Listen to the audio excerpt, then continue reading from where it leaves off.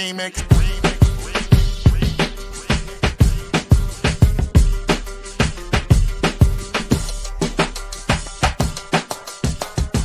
Remix. Remix. Remix.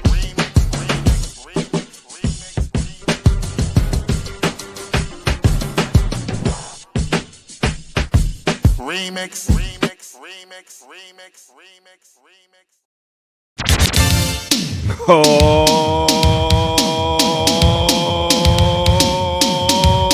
yeah. Welcome out. This is the Remix Morning Show. Right here on Black Liberation Media, in case you didn't know. Now, let me give you all that boom bap breakfast like I do, but I have to do it with my crew. And watch as they come through. This is Geechee and Dr. Jared Ball.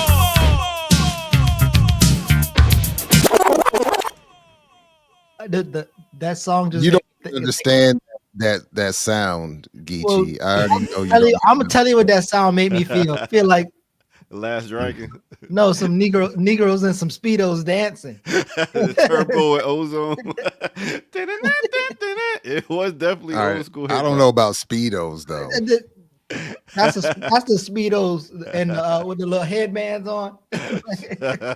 Breaking.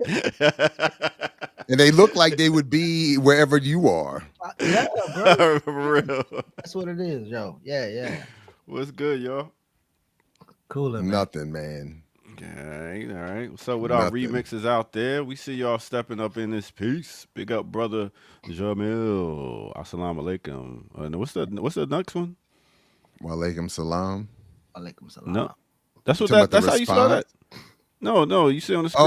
Oh. You got. I don't know how to pronounce the first Mubarak. Is this a seasonal? Is this a? I was gonna say like when the retrograde men would say, is it woman times? Are you having your woman times? I was thinking like, is this Muslim times? Or is Islam having a Muslim moment? It's the greeting. No, honestly, I don't. Friday prayers. Friday prayers. The Juma. Okay, right on. Okay, yeah. See, okay, that's sorry. All right. Look at that. I learned something new. I learned proper the other day. You've actually never but you never heard about the Juma in all your black nationalist I just African didn't know travels? I didn't know how to pronounce it. What? Like, down I ain't there never seen it spelled. at the Brown University. The Morris Brown. You know it. Black nationalist travels? No. Hey, I saw what Barrett was talking about Yaku, and y'all didn't really get into it, but I saw like I was doing something while I was watching it, and you was interviewing Barrett, and I think he was saying something. Yeah, I was really honestly, I wanted Barrett to move on from that. I didn't want to. We spoke a little bit privately about that, and yeah, I just felt uncomfortable talking with him about that. I don't really, but, and I'm not even sure how it got there. It looked like he was wait. Oh, so that's probably why he brought it up. Because when you was like, "Did you want to bring anything else up?" and he kind of like brought that up. So y'all already was talking about it. That's probably why there were a couple things in our private discussions where that had come up, and I forgot how he got introduced, but because whatever criticisms or disagreements or issues I have, I don't feel comfortable discussing that with white folks, to be honest, and especially white folks I don't really know that well. Right. And Barrett, I think, is dope. I like his work. Our interviews are fun, but that was one I was just like, I don't want to. So I don't remember how it went, but that's that I remember being, in my mind at least.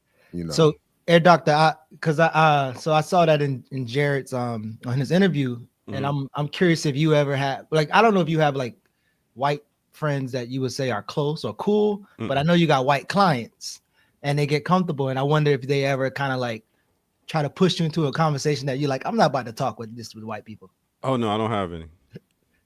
None of your clients. They don't come to you and start asking you some. Nah, they just no. We don't get that personal. We just Oh. get a date, get a time. Let me know what music you want to play, and that's it. That's interesting because I look at That's fine. Jamil said, "Give him my number." That's fine.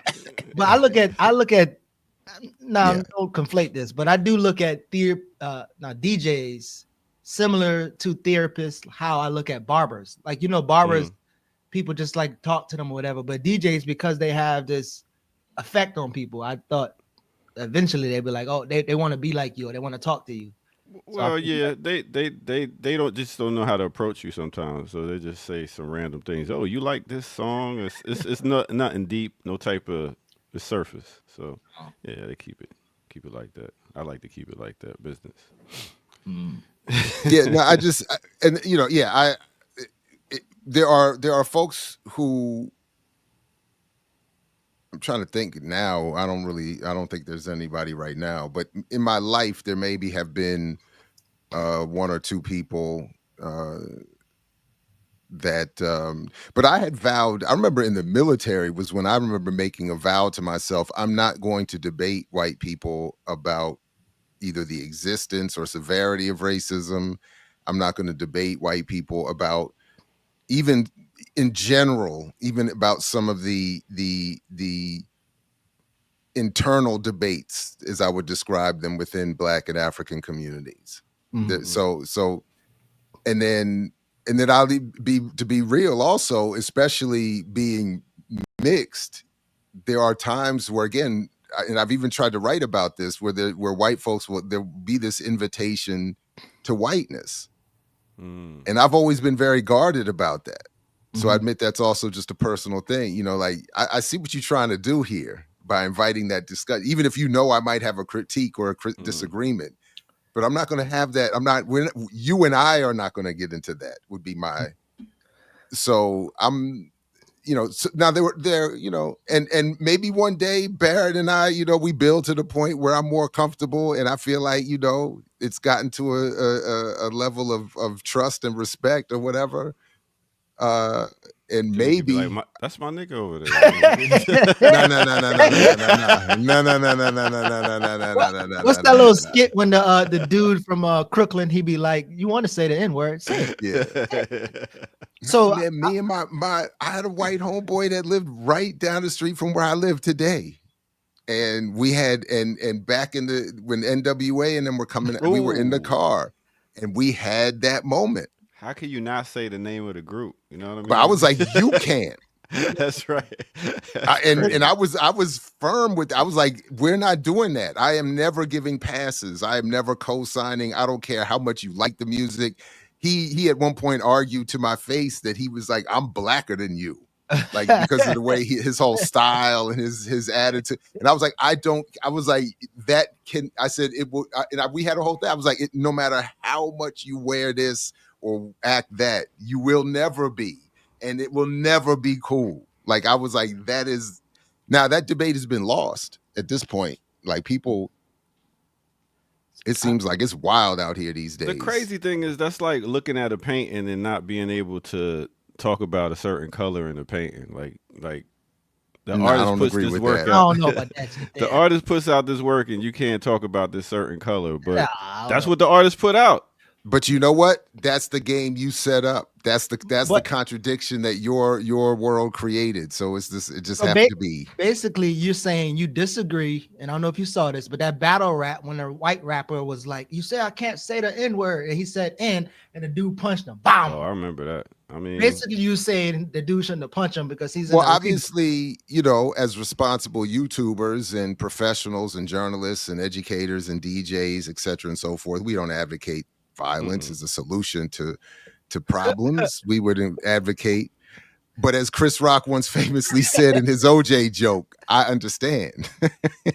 So speaking of NWA came. So I went to college in like Appalachia, Kentucky, the mountains, Eastern Kentucky. You got Harlan County, Whitesburg, not Lecture. So they came there back in the 60s. I mean, not 60s, 80s. 80s or 90s, whatever. So people was familiar with that. But I remember one time I had a wide receiver, a co-wide receiver from Hazard, Kentucky, and he was nice as hell. Like I'm talking about. And me and him used to kick it. He played a guitar. He actually has a group called Sunday Best. He could sing, but he used to play the guitar. I used to be rapping. And then there was this other dude from, I don't remember where he's from. He might be from Kentucky. His name was Bill Don Gerald. Bill Oh, Don. wow. That's your man. So Bill Don Gerald, he like, we up there drinking, we playing the music, rapping. And you could see he's getting that liquid courage. And he eventually, he was like, you so what? He said, you know what? You're really cool for a black guy. That nigga had 3 first names. You already knew. But my homeboy went off on him. He was like, what the? And he was about to fight him. I was like, nah, it's cool. I understood. I kind of knew his limitations. And so I think being in Eastern Kentucky, like it allowed me to like be a little bit more open to realize that folks just really trying to say something and they stumbling because like most of those people literally, you know, they never seen seen other than TV. You're right. And they just like, damn, man, I've been told all this stuff about black people and now I'm actually meeting one and they're actually cool. Like that's some real shit right there. Yeah. So I get it. Still don't get a pass. And it's still it's still not but I still would not. I also I think I also was like, you know how you think like, well, when we say black people are more athletic, like even Bill Don Gerald, as hillbilly as his ass was, he had hands. I mean, he catching everything wherever you throw it. I'm like, yo. So, but it was just weird. Like, the more I spend I'll admit this too. The more I spend in these science and atheist debates, YouTube streets, I've changed. I've come to a different understanding of that too.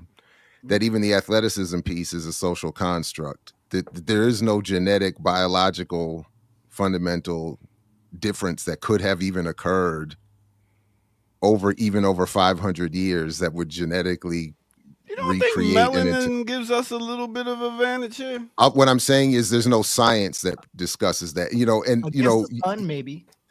So years ago, I gotta see what he's up. I did an interview with Edward Bruce Bynum, a Black African-centered scientist. He's a poet as well. He's won awards for his poetry as well. And one of the things I remember that he breaks down, and I read one of his books too, but one of the few things I really remember is that he talks about one of the things that has become confused in popular discussion is the melanin that everyone has internally in their, I want to just say brain. There's a better scientific explanation. In our heads, we all have internally, there is a melanin producer that we all have that does apparently remarkable things for human beings that is different from the melanin we see externally on skin. So when people praise melanin for the science and what it does for opening up, you know, the third eye and spirit, all of these things, it's something that all human beings actually have. And it's not the external epidermis melanin that, again, apparently science says there's no evidence that there's. And even Chekanta Diop wrote about that genetically Africans in West Africa have more in common genetically with Europeans in Scandinavia than they do with other Africans on the continent. So, you know, I think it's more complicated than there's something in the, you know, because I've even been in spaces where I've been told, like I've had, you know, wonderful dark complected Africans really do believe that the darker you are, like the sweeter the berry, the darker the berry, sweeter the juice. They took that to mean like there's a literal, I'm a better human being, like I'm a superhuman being genetically. And I'm like, all right, I'm not gonna but I don't think there's anyway, I don't think. So why would it be higher in one than the other? What do you mean? If it's not like higher melanin be higher in blacks than it is whites, if it's not something that goes back genetically hundreds of thousands of years into the evolution of human beings in different regions of the world. Being in the sun more.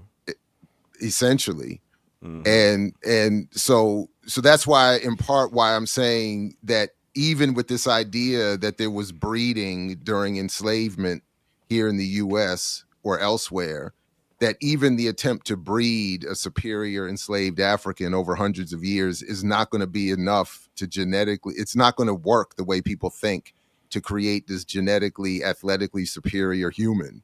What I think has been more likely to be the case is that the social construct put an importance on athleticism in the Black community for survival and advance and opportunity in ways that whites have not had to feel like they've had to develop theirs, and Well, it goes from there. like whites ain't had to run from police, so we quicker Well, runners. I would say more like, I mean, maybe that's funny, but I would say more like, it's probably more like whites felt like, I don't have to be a basketball star because I can be a doctor and a lawyer, or I can just inherit money. I can make Black people work for me, so I don't have to do anything, and I think that's where that's more. And then as more people are allowed to play a sport, obviously, if you let Black people in, there's going to be a pool of athletes to come into the sport and be better. So the only advantage we got is possibly the skin cancer thing when it comes to melanin. And I don't even know if that works anymore at this point. The ozone is so advantage. Due to the fact of our region we came up in, other than like some would say the Caucasus Mountains. Well, that's the branch of Europeans that. So they say they have smaller nostrils due to the climate and being able to breathe the cold air. We got bigger ones due to us breathing warmer air and stuff like that. They say your body is made up to disperse the sun. It has all to do with that. That's more of what I think is the case. But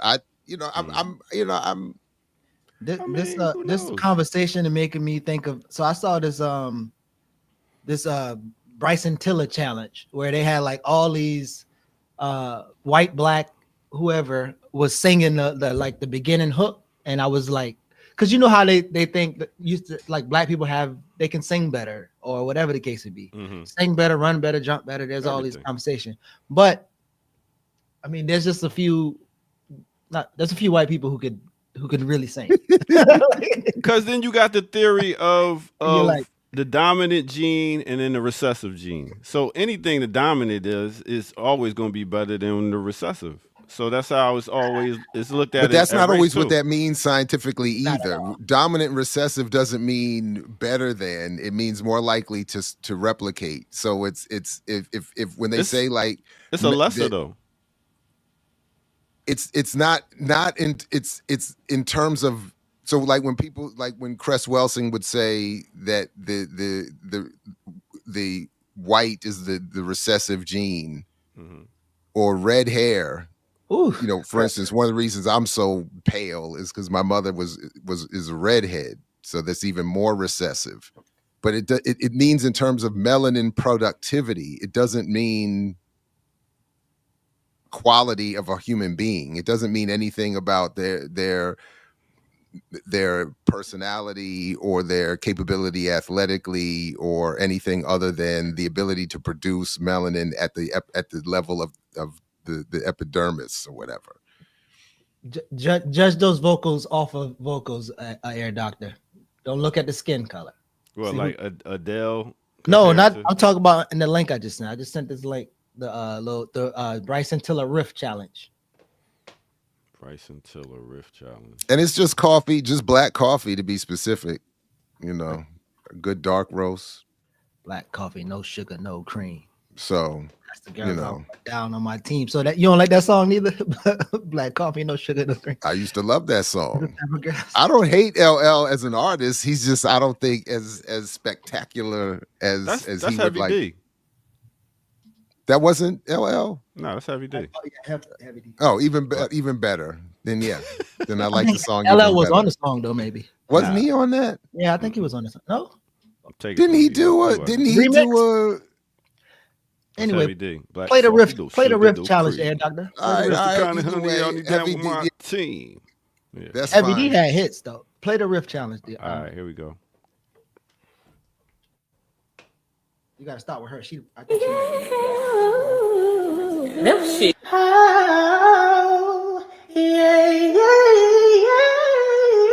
What is happening here? All right, I'm done. Hey, listen to the black lady.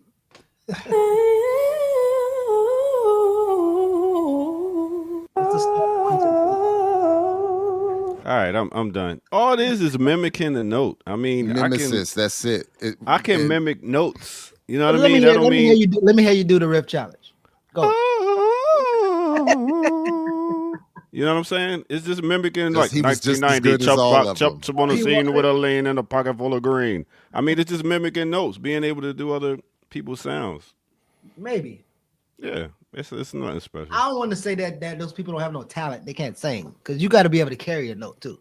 Yeah, that's true. That's true. So And is you Amber can't be not toned joining up. us this morning? Are you not getting her the link? What's happening with this I Amber situation? said I text you. I don't have her email, so if you have it, please. I don't have it. I don't have So it. I why don't does have- Kamal But do Ricky's this? texting us. You're Yeah, this it's right private here. text. Just click invite. Where Amber at? She in the private chat? I mean, she in the She ain't nowhere. No, You she know what I'm needs the link. Like I don't. you don't know her email. How is she texting you?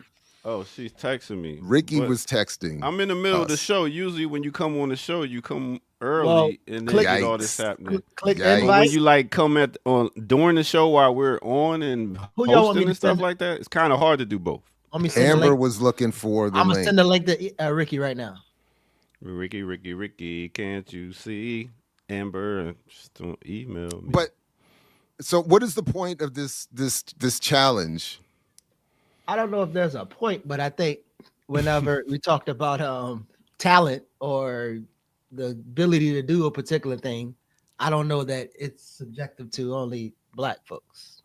Well, I think the athleticism maybe, All right. but at the same time, you got people Here- that's white boys that's knocking black dudes out in the boxing ring. You got white mean, boys that can run fast, or girls or whatever. So, But again, nobody has. You can't say that in every situation, every black man will beat up every white man. you can't. And in every situation, every black man will be superior on the basketball court or football field than every white. I mean, that just doesn't make any sense. So Even though I ain't seen a white Michael Jordan ever. Wait, what? Michael Jordan. I'm just saying. Did you see a black Michael No. Jordan? Hell You've yeah, only I seen seen a one. black black So- Michael Jordan. Yeah. But You yeah, seen a black Larry Bird? Reggie Miller.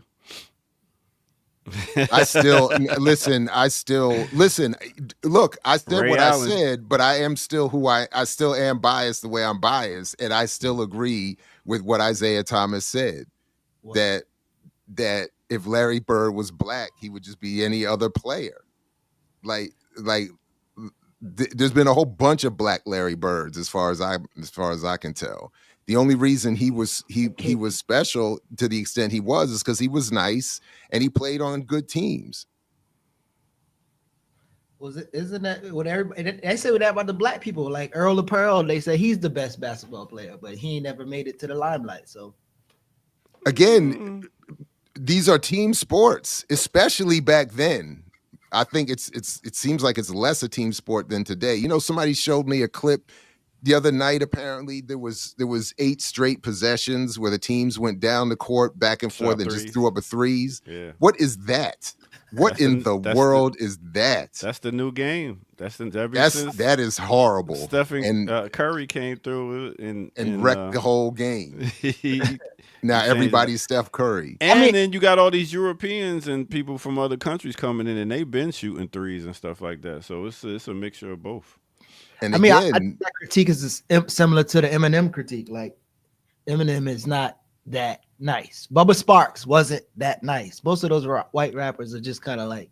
See, and that's and the Easy thing. D, I'm not disagreeing that black people have a bit extra. What I'm saying is I'm almost to the extent possible pretty much convinced that whatever that is a social construct. It has not anything to do with genetics or biology. So I could shut down that whole Eminem debate. Really, with Eminem, he's a great lyricist, but he's just not soulful, and the rhythm doesn't catch me. His sound doesn't catch me, so it's not the same. It's that his cadence is like choppy. I ain't saying he ain't great. I'm just saying I don't know that if he was a black person. Like I think it was one of those guys from D12 was better than him. I can't remember which one it was. All 11 of the rest of D12 was better than no. I mean, if he was black, he'd probably be like Lupe Fiasco or somebody like that. You know what I mean? Just mad lyrics and being able to. Wait, y'all like I Bubba actually- Sparks? Wait. Y'all know who Bubba Sparks is? You know who Bubba Sparks is. Yeah. I know who. Yeah, I know who. Yeah, well, I know. I'm who the hearing person all is. this. I'm looking at all this People. Bubba Sparks slander. Maybe I don't know. No. Now there was a white rapper who was good, who still is good. His name is Blind Fury from South Carolina. And he was a blind rapper on 106 and Park. He used to freestyle. Yeah, I Like, remember that dude. I mean, it's I don't know. I think freestyling is a little different. So I'm gonna have to take a break in a minute because it seems I need to do it. Send out an email to in the middle of the show where I tell you, boy, I can't. y'all don't be old men and all grumpy and stuff, man. It's okay. Today's Friday. Why don't people like time? Is it just me? Am I the only person that likes being on time and doing stuff on time? And It's that Eurocentrism you're locked up in, my brother. That's the license. That's that lack of melanin you got. I like it. That's the lack of melanin that got you caught up, brother. I like You that need to part. let it go. I like that part. It keeps shit on the playing field that I can fuck with. That means because you when you come late to a place, you feel like you got less power. When you're there at before the time, then you sitting back. Ooh, you're comfortable. You got your shit together. You're ready to be like bam, bam, bam. But when you running in, you got to get your shit together. It's a difference. Yeah. So continue talking as I get this email sent out, please. So look, yeah, we was talking about it backstage. I don't know. I know we're not too much of sports fans as much, but Mike Vick is now the coach of Norfolk State. And if I don't know, Norfolk State is a black college that that's obviously in Norfolk, Virginia, where Bubba Chuck, who Allen Iverson and Mike Vick is from, and they love the back home. But I was like, yeah, curious of what y'all think about that. I am first of all, shout out to Norfolk State, where young Jared did some growing up while in the Navy. Oh, Salute yeah. to Norfolk State. And Norfolk, Virginia. You used to be in Vibe Beach tearing it up. No, I was not tearing any. No, I was quietly passing through as a young, evolving, retrograde, soon to be man. So yeah. young But I Geechee got was there the up year after the infamous Virginia Beach quote unquote riots. Oh, And the tension was still palpable. So the race lines, and again, the real whites were out, as I described it. The real whites were out. The pickup truck, Confederate flag will actually fight you whites. We're still out there. what year was that? For me, it was 1990 by the time I got there. But in 89, there was a big race issue. I got there in 2002. My first college. And you didn't hear about me? No, I'm just kidding. You didn't hear about me? Nah. So Vibe Beach was a trip, bro. Them in ECU. Like, so I was in Murfreesboro, North Carolina. So you either go up to Vibe Beach or you go close to ECU where they have all the college parties, and them white people are crazy. yeah, I didn't do college parties, but there were a lot of bars, a lot of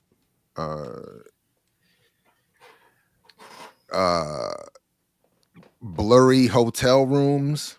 Uh-oh. Yeah. I don't want to know about them. Yeah, I don't either, to be honest. I want them to stay blurry. Stories Stay with faded. Jared. We got more of them. Tune in Oh. to Patreon. They got the Yo, superstar in the building. Let's get it. Oh, we gonna do it? Superstar. All right, let's give Big it up up to for Prince. Amber. Don't try to start that bullshit now because I was over here 30 minutes early and none of you light-skinned motherfuckers sent me the link. Straight up, light skinned mother. Excuse I had to me. call Kamal ass on a farm. Wait, don't bring up Excuse another me. light skinned brother.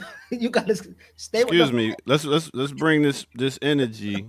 Let's rewind and come in with a better energy here He came with because the Bernie Mac energy. None of you motherfuckers. because I had no idea that you was gonna come here. I didn't get any type of link, text or anything until the show started. So excuse me. Motherfucker. Now let's rewind and bring this energy back in. Here we I go, thought you would Amber. know that I was coming because Jared and Geechee both said last Friday that I should come on again this Friday. So to me, I wasn't here. that means you know. I wasn't here. I left. Well, it's but- Jared's fault. How was Oh, that my she fault? fucking blame. But I don't understand how me inviting you a week ago means that I'm responsible for you getting here and being on time. But That all doesn't right, make no sense. How would you not be Okay. responsible? How was I gonna get here? Play that week ago drop, Air Doctor. It's all about a week ago. how did All right. you get the link last time? The other light skinned man, you know, it's like 3 of y'all. Oh, See, all right. see, it's all Okay. Kamal's fault. It's all Kamal's fault. Can we just blame this on Kamal? I do think it's I like his No, Thank you. apparently not. Apparently, She just coming here pointing fingers. Listen, Amber, you good? I'm fine. I'm just saying, y'all know I'm in a different time zone. I done woke up early.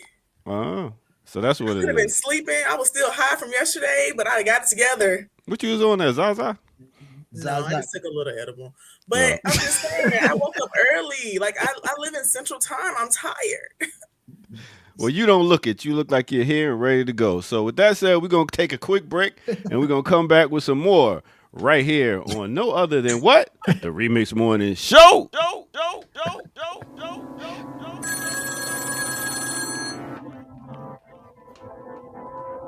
Yeah, y'all. Welcome out.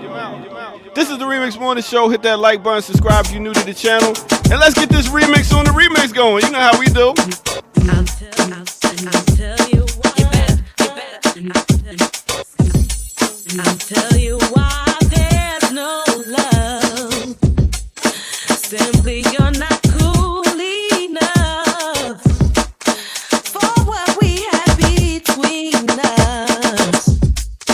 Don't you know you lost my trust?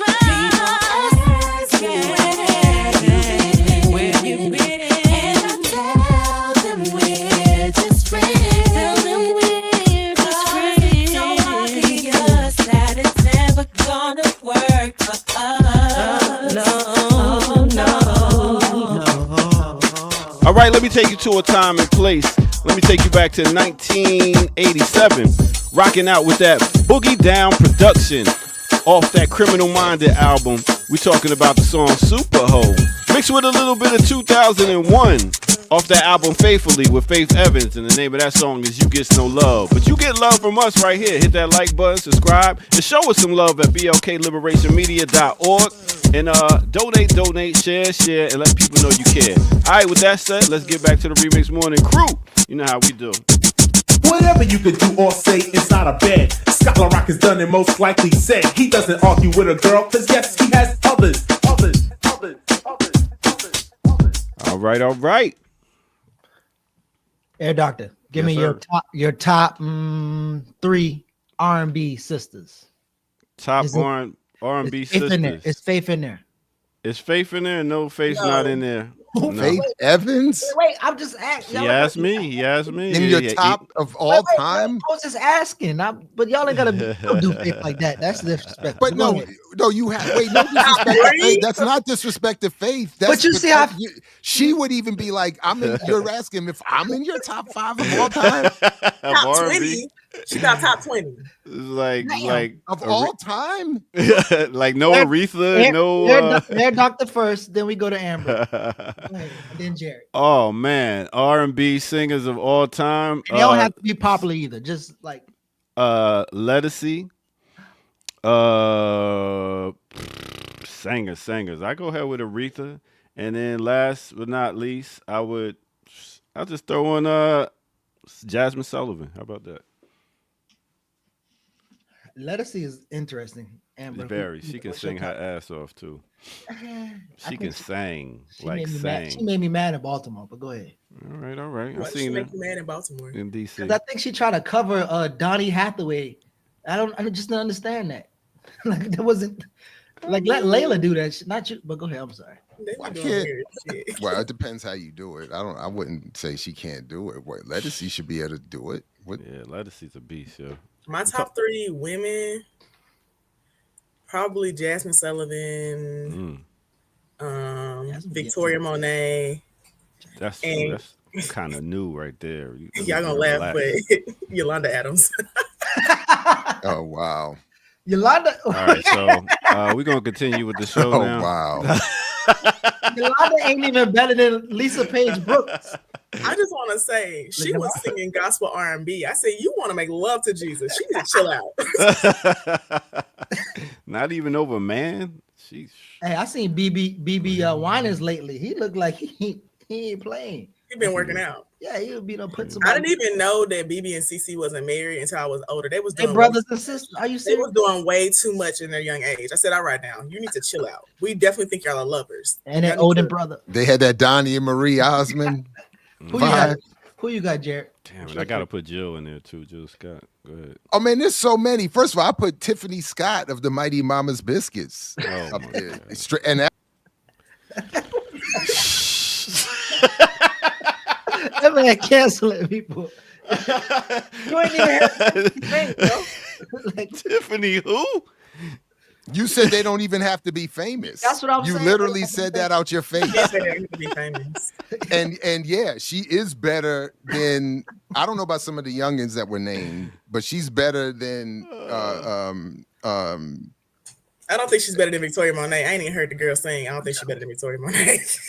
I haven't heard Victoria Monet sing. I'd have So to when hear I that. think about, also when I think But- about my top 3, I'm really thinking about the pen, not just the vocals. Like Victoria okay. Monet's pen, it's 'Cause- hot. Because then you I gotta guess put I'm Nina not mad Simone at in that there if you're talking about the criteria. pen. Because if we talk about singing, entertaining, the pen, it's different parts. You know what I'm saying? So, But again, yeah. yes, but Nina Simone would be ahead of Faith Evans. Yes. Definitely. Tiffany Scott would be Jill Scott, of course. Mm. I would put She took Erica. herself off the screen. You could take yourself off the screen. We having problems over here. What happened? oh, so I've she had to seen take a it. break. I seen it. Oh boy. So you know, she I'm gonna have to good. work with. She gonna have to work with me on production here, man. You can't just. So, so But I'm yeah, pretty- there's a whole list. I mean, it is. I mean, Sade, I saw somebody say. I didn't take would myself put- off the screen because you said that my dog, y'all couldn't see my dog was right here literally hitting me to let him out. Oh, okay. Whitney Houston. Somebody said that You wouldn't they put should Whitney be in the Houston top in front of 37. Faith Evans. No, I didn't say that, but not my top 3 though. That's not my top 3. I mean, Right. in terms of talent, she's. I mean, Whitney I is don't crazy. I mean, if you Uh, could, you could Shaka put you Khan. could put Jasmine up in front of Whitney, and I don't know. Jasmine is You put Jasmine Sullivan in front of Whitney. Yeah, I I have. do. I'm not. I have to I do. listen. I don't know. Because she got more range than Whitney. I mean, Whitney obviously can- Whitney is more All right. famous and whatever, but yeah, I got. Well, I then got- I mean, then Mariah Carey. In terms of Is it true that range, she's black? Oh my God. Where's my I'm so button? serious. well, as the arbiter and the decider of all blackness, let me step up to and step into this arena. Okay. I always thought that from the very first time I saw that very first video, Jasmine don't got more range too. I agree with Ricky. I ain't gonna say that. I thought that she had, as we used to say, a log in the woodpile somewhere. And I thought that she was saying that she was at least mixed to some extent. Her dad is black. Robin C said her dad is black. Oh.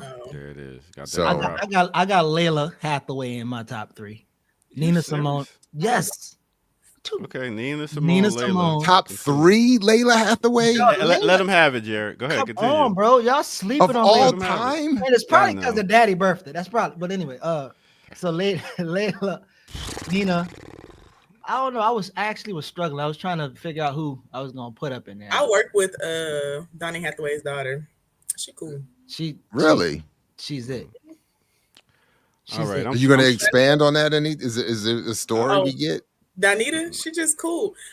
My story is that I didn't realize she was Donnie Hathaway's daughter, and she was randomly talking about something about him one day, and I was like, "Oh, I love Donnie Hathaway." She was like, "Oh yeah, because he's my dad." I said, "Huh?" She said, "My name is Donita." I said, "Oh wow, that's crazy." Hey, wow. I know Erica make our run sheet. Can y'all block her? How y'all block her? What's the block? Layla is mid. She That's got a good point. She got a good point. Hold on now. She got a good point. Dr. Brown, be careful. Dr. Brown about to get Dr. Block. No, Dr. Brown is about her making these run sheets for y'all, and y'all never following them. I got something on the run sheet. I follow them all the time. That's why we are mess right now, because she stopped doing it. She took a break. Yeah, I did put a story in the chat that I also emailed Jared earlier this week. Did he respond? No, but you emailed me a story earlier this week? You still want to talk about it? Yeah, still looking at it right now. What you mean? I don't have it. I'm looking right now. I do not have an email from you. I think we might be getting. You might have your light skins confused or something. You might have your email. I honestly don't have anything from you. So crazy. That is hilarious. I think we need to mix. We need to take a break with a Layla song, bro. I think because I feel like it's too much like disrespect in the Layla. No, bring your ass back. Come back. I think it's too much. It's not to be disrespectful, but we're talking about all time. Yes. Stop. I got Mary Clayton ahead of Layla. I got Mary Clayton ahead of her. I actually didn't finish. My last person that I actually would put up there because y'all be sleeping on her is Brandy. Hold up. First of all, in my top 3 is Lisa Fisher. So she's better than all of them. See, Amber, take her off the screen. Who is that? Who is that? You're disqualified. Who is Lisa Fisher? You cannot have a conversation about legendary singers if you don't even know who Lisa Fisher is. And Brandy be coaching people. I'm real bad at listening to songs and not knowing who the artist is. Like I be listening on shuffle and stuff, or like on Discovery on my phone, and never knowing who the artist is. I didn't even know who Victoria Monet was for like weeks. I never actually looked at my phone to see the name of the person. I just kept hearing the songs, and I'm very bad at that. So, in my defense, I probably heard the song she did, just didn't know it was her. And Lisa Fisher she was on our radio show singing to us. I need you to make a mix to Mirror by Layla Hathaway. I think none of y'all qualify for this conversation. I'm out. What you mean? Well, I also just want to say I didn't know it was all time. I thought you were just saying who's your top 3 right now, because I do listen to Nina Simone and stuff, but I don't listen to albums. This is what I'm listening to albums of. I think Ricky trolling in the chat, bro. Oh, I'm sure. There's no way that she gonna put no damn Tamar anywhere. And Tamar Braxton. Tamar got a few sons, but she ain't even better than her sister. The question is, she can't beat her family member. Like I Manifesto said Pebbles. Pebbles. Like Tony. Listen. Ridiculous. Anyway, let's get to a story since y'all don't love Brandy like y'all. Oh man. I put a story in the private chat. All right. Okay. Is this the story you allegedly emailed me? I did email it to you. We're gonna get to the merger after this. Because I ain't no. All right, hold on, because Geechee can't play anything. Hold on, let me pull this up. I can't. I'll do it, man. Click the article first. Don't play the TikTok link. Click the article first. Oh wait, you said what? Click the article first. The chalkbeat.org article. Oh, now we got arrangements and orders. But just follow instructions. Yeah, because if you watch the video first, you'll be confused. I gotta set the tone. Wait, is this the one you sent? No, I did try to pull this up yesterday, and I literally had pulled this up on the screen. No, I got this from you, and I pulled it up on the screen on yesterday, and then I got talked over, and we never got to it. So go ahead. But now that you're here, go ahead. What happened? Okay, so basically, we had backstory. Our previous superintendent had a sex scandal and quit. So he just resigned basically, but it was like a sex scandal with 5 or 6 women. It wasn't one person in his administration. So he quits. So they started a superintendent search process. This search process took 2 years because the first time they did it, they messed up something and the community got mad at them and they started over. The second time, me and my friends got banned from school board meetings and we had to sue them. So all this time where they're doing this school board search, where they have assigned, they got the new lady in place, we were still suing them up until Wait, like why would you get banned? What happened? because they some fucking haters. They were really, so realistically, the process that they were doing wasn't in alignment with what we chose. So like we as a community came together and put together a community plan to choose a superintendent. The school board decided they didn't want to follow that plan, and they liked the person who was the interim superintendent, even though she said she was not going to run for the position or apply for the position. And is this her here? This is No, that's the new superintendent they tried to okay. fire. So they okay. don't hire the interim lady. They do actually hire someone else. But in the middle of that, we went to a meeting and gave public comment, and they was mad and they banned us. It was 5 of us, 5 people, all of which did 5 different things. None of us were banned for the same reason or even told why we were banned. So then we sued them because you can't legally ban people from public meetings. So just last month we won that lawsuit, $200,000 lawsuit. They lose completely. Then this past week they said, okay, we're gonna have a special call meeting with 1 day's notice to discuss terminating this lady's contract, who's only been the superintendent for 8 months. Literally. And do we want this woman to be superintendent? Honestly, or I are don't we fucking against know this? because she only been there for 8 months. It ain't much she can really do to me in 8 months. They really haven't given her. It says here that she tried to eliminate 1,100 positions. She did. She actually fired most of the people in the top, like the main administration, because they were just duplicate jobs and they were wasting money, and then told them that you have a teacher's license, so you should go back to teaching. Here's your option. You can either be fired or you can go back to teaching and take a lower salary, which I think is fair when we have a 200 plus teacher shortage right now. But they think they're too good to go back to teaching. So they made this whole news story about it and how she's making them take less money, but you literally are a teacher. So I don't get that. They didn't want to do that. So what does that mean? Teachers should be broke? Why can't the teachers be paid more money? How about that? When I think that they should solved be the paid more problem? money, and she did increase their salaries actually. Okay. But I do think that if you're making $100,000 to sit in an office and all 5 of y'all have the same position, so only one person really is doing any work all day, I would fire 4 of y'all too. And Memphis has a really bad nepotism problem. Like for like Greek wise, Kappa is like rural Memphis. Like we have 6 Kappa chapters, including grad, undergrad, all of that. So our education system is full of Kappas.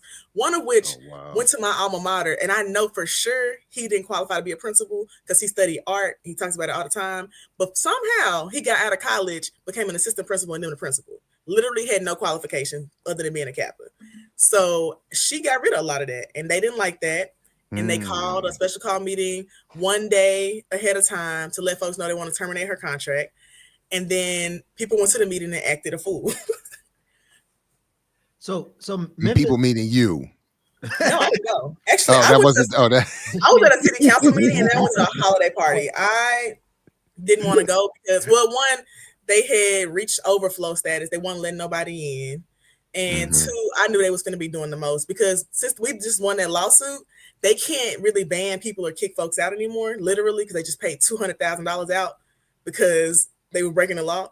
And so people were in there acting up, which is why I sent the TikTok. But this one lady, I see. Okay. This one lady, they were like reading out a motion or whatever. And one of the school board members said, I object. And somebody said, you look like an objection. Oh, wow. So wait. Oh, go ahead. So real quick, which I look. So Memphis is like 72% black, and then the 64% black. So it went down. So but what? So is it? Tell me more about, I guess, the politics in Memphis, and if you feel like it's comparable to other majority black cities like Atlanta. Or I think it's kind of comparable when you consider the school system and stuff. But also our school system is like one of the top 40 largest school systems in the U.S.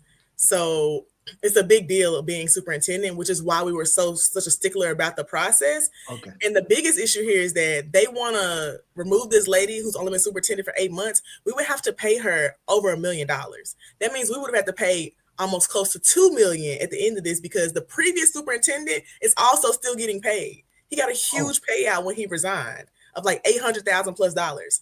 So my tax dollars going to pay off 2 superintendents because the board just don't like her is dumb. No, I'm not based in Philly. That's crazy. I think I sound like a Philly John. Oh my God. You kept saying so much about uh Jill Scott. That's what they was thinking. Oh, I just like her as a singer. I mean, I do like so Baltimore CEO. That's actually when I first got in Baltimore City Schools through Dr. Thornton, who just passed away. But it seemed like their CEO superintendents were pretty big in that city. But I don't know if they have as much power as. I think Memphis politics is also different because like it's very hard for someone from the outside to come in. Like if you're not from Memphis, they do treat you different. And the biggest thing I've seen is that the school board doesn't. Most of the school board members just don't like her. Like she's not the nicest person. She rude. And I mean, I think that she should be nicer, true, but she hasn't done anything to warrant being removed. And that was the biggest issue is that like basically their personal reasons for not liking her was why they wanted to terminate her contract. And it wasn't a good look for them. Like you're gonna pay out way too much money to this lady. And even during the meeting, when people were like making public comment or like yelling something out, and the lady was like, "We're gonna kick y'all out the meeting. We'll take another lawsuit." I said, "Girl, fuck you." Yes. You don't have another 200, 400K to pay out. Let's be serious here.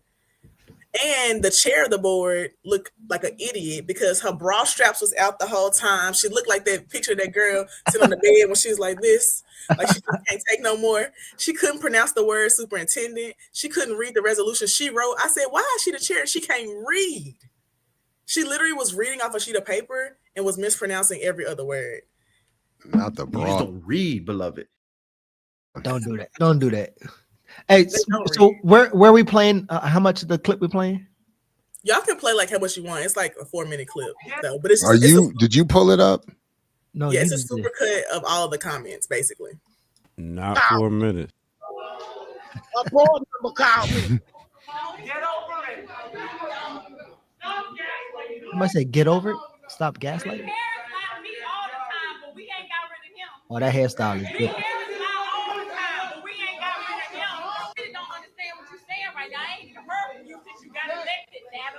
Natalie. All the motions aside, as a person who's Ms. Spriggs, will you say your address, please? all right, start my time back over there. Reclaiming. Some of y'all text all night, not listening to what we saying, but I tell you, y'all love to let the superintendent know that y'all her boss, but we the voters, your boss. Tell me, you gonna fire the superintendent in the middle of a school year. Y'all had agendas all the time. I done heard from board members way before last night that y'all was gonna get rid of Dr. Fagans. So this ain't new. But we the people gonna walk with our feet and we gonna keep on fighting. And y'all, mark my word, we gonna vote. We sitting here before Christmas trying to vote this lady out of office, which is 8 women up here, right? One white lady, not racist. That means we can't come together to do nothing. We can't come together to do nothing to save our life. It's a shame for God, for Christmas. Shameful God. For Christmas. And my son, autistic, now, 23 students is in one classroom. I am a struggling father. You see, I work. South I make sure Carolina my son struggling. gets to school and from school, but y'all gonna vote this lady out. All you women up here can't even get along, and y'all showing the community. 23, what's that's a really going on, luxury. though. It's sad, though. It's Hey, really rewind sad, that. He said community. My Start one back year in to the one. Hold on, start back to classroom, one. it was way over 30. You serious? Start back. This the best one. Community. Vote this lady out. All you women up here can't even get along, and y'all showing the community what's really going on, though. It's sad, though. It's really sad, though. And I want you to know that we're gonna stand and we're gonna fight with you. I put on my black Air Force One because we standing on business today about you. Unapproved No, this financial nigga. action. Recently, Dr. Fagans. Recently, Dr. our, Fagans? the superintendent, Dr. Fagans. Oh, Dr. Fagans made the request. Kamala. Superintendent's Sound like failure me. to provide this plan has caused confusion among parents. Look at that face. Woo. Fegan said she liked to argue, so I sent her ass to law school. Reach.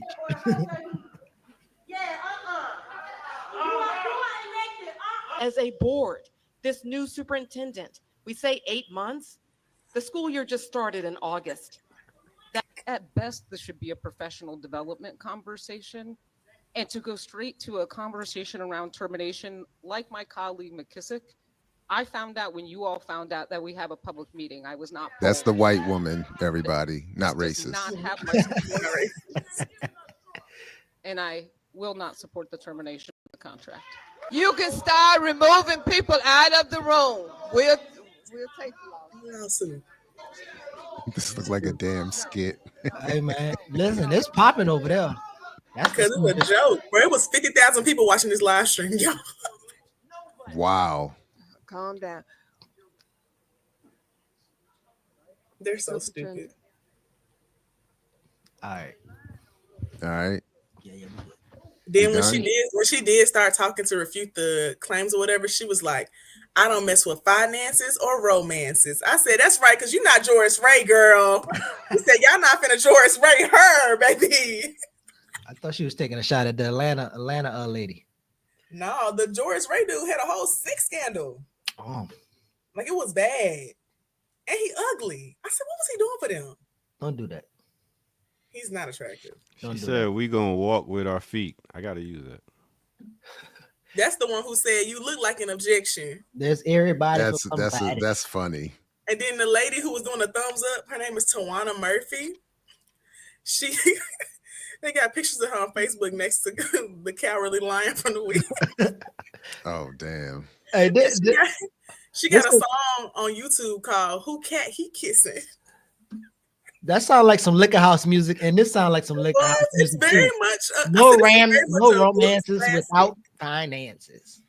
That's right. That's that No liquor house. romances without finances. I said this is a blues classic. I listened to the song. It's actually kind of good. Is she crazy? Yeah, she's actually nuts off her rocker, but the song is actually really good.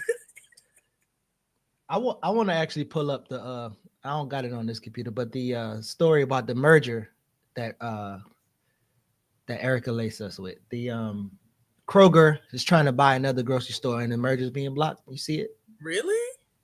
Yeah. And I didn't know Harris Teeter was owned by Kroger. Harris Teeter has some dope ass oatmeal cookies. I like Harris Teeter. They have really good. They got a salad bar at the one in Maryland that I used to go to. Oh yeah. When I lived in Gaithersburg. They just had this cookie that because they stayed open 24 hours. After I leave the club, I get this big ass oatmeal cookie. Like this big. You didn't want. So I don't. Some protein. Are you not able to copy and paste the link from this computer you're on? I can, but Where are you? Because I don't know what you're Podcast? pointing. I don't know what you're looking for here. Are you filming a podcast, Gigi? Yeah, I'm in this podcast studio. Is it a barbershop chair? Yeah, that's Killer Mike chair right there, and then that's T.I. chair, and then I'll be sitting. You're lying. I just saw Killer Mike's. What is this new video he's in with Ice Cube? I saw he's got a new track out with Ice Cube. I saw it's the video for it. I remember I gotta let my dog back in. Hold on. Only thing I saw with Ice Cube was no Ice T was No, Coco Cube Turk- has a new track out Coco Turkin on her.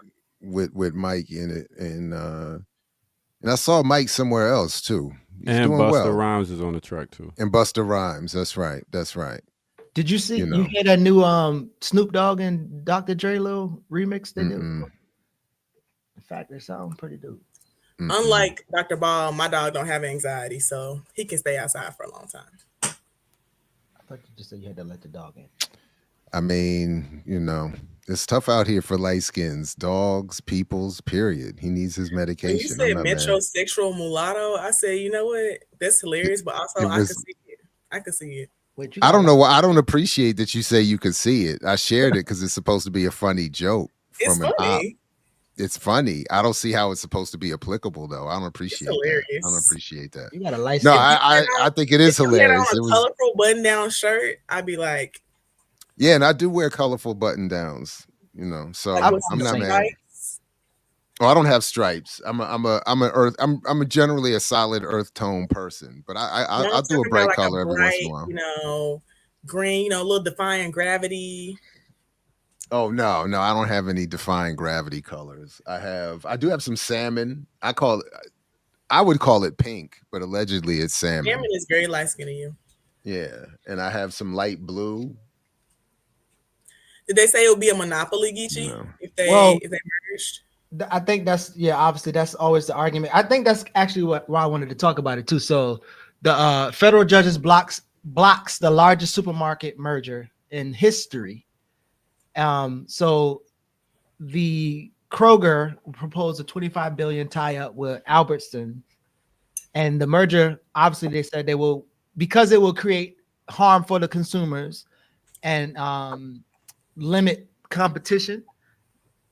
They say that they want to block this merger. And I was just looking into it again. I didn't know that Kroger's actually owned Harris Teeters, but between the two, they both own a dozen grocery store chains, including Safeway, Vons, Harris Teeter, and Fred Meyer's. But yeah, I think about capitalism, and I've been having like mad conversations with people around capitalism lately. I don't know why. And economics just in general. But when you think about like a merger and the monopolizing of businesses, wouldn't you say, Jared, I also asked you this, that monopolies are inherent to capitalism, even though like, I guess corporate owned economists would say no, because you need heavy regulations to stop monopolies. But wouldn't you say like the accumulation of capital would make sense, or getting monopoly or gaining monopolies would literally be the objective of a capitalist? Like they want to be able to. I mean, that's what they that's what they say. So I'm not, to the extent this is, I don't. Do you think monopolies aren't a real thing? No, what I'm saying is, no, I think they are. I think that's what's I think that's what happens, but it seems like there's this argument. So I even remember, because I used to work for Sprint, and I remember them blocking T-Mobile or Sprint from buying T-Mobile. But then when I left the country, I put my phone back up and realized now I'm a T-Mobile customer. So they always merging and they always buying up each other. Big bank took little bank. But I think that's inherent to capitalism. And then when there's an argument like, oh, the government is going to put these regulations so they don't monopolize, and I'm like, that's literally, to me, what I think capitalism is, which most people don't understand. But I do think that it shouldn't be federal governments deciding about monopolies. I do think it should be like communities. Like one thing that I've noticed a lot here, like in our city council meetings, communities really do show up when they don't want something. Like they don't want another gas station or don't want another certain type of store.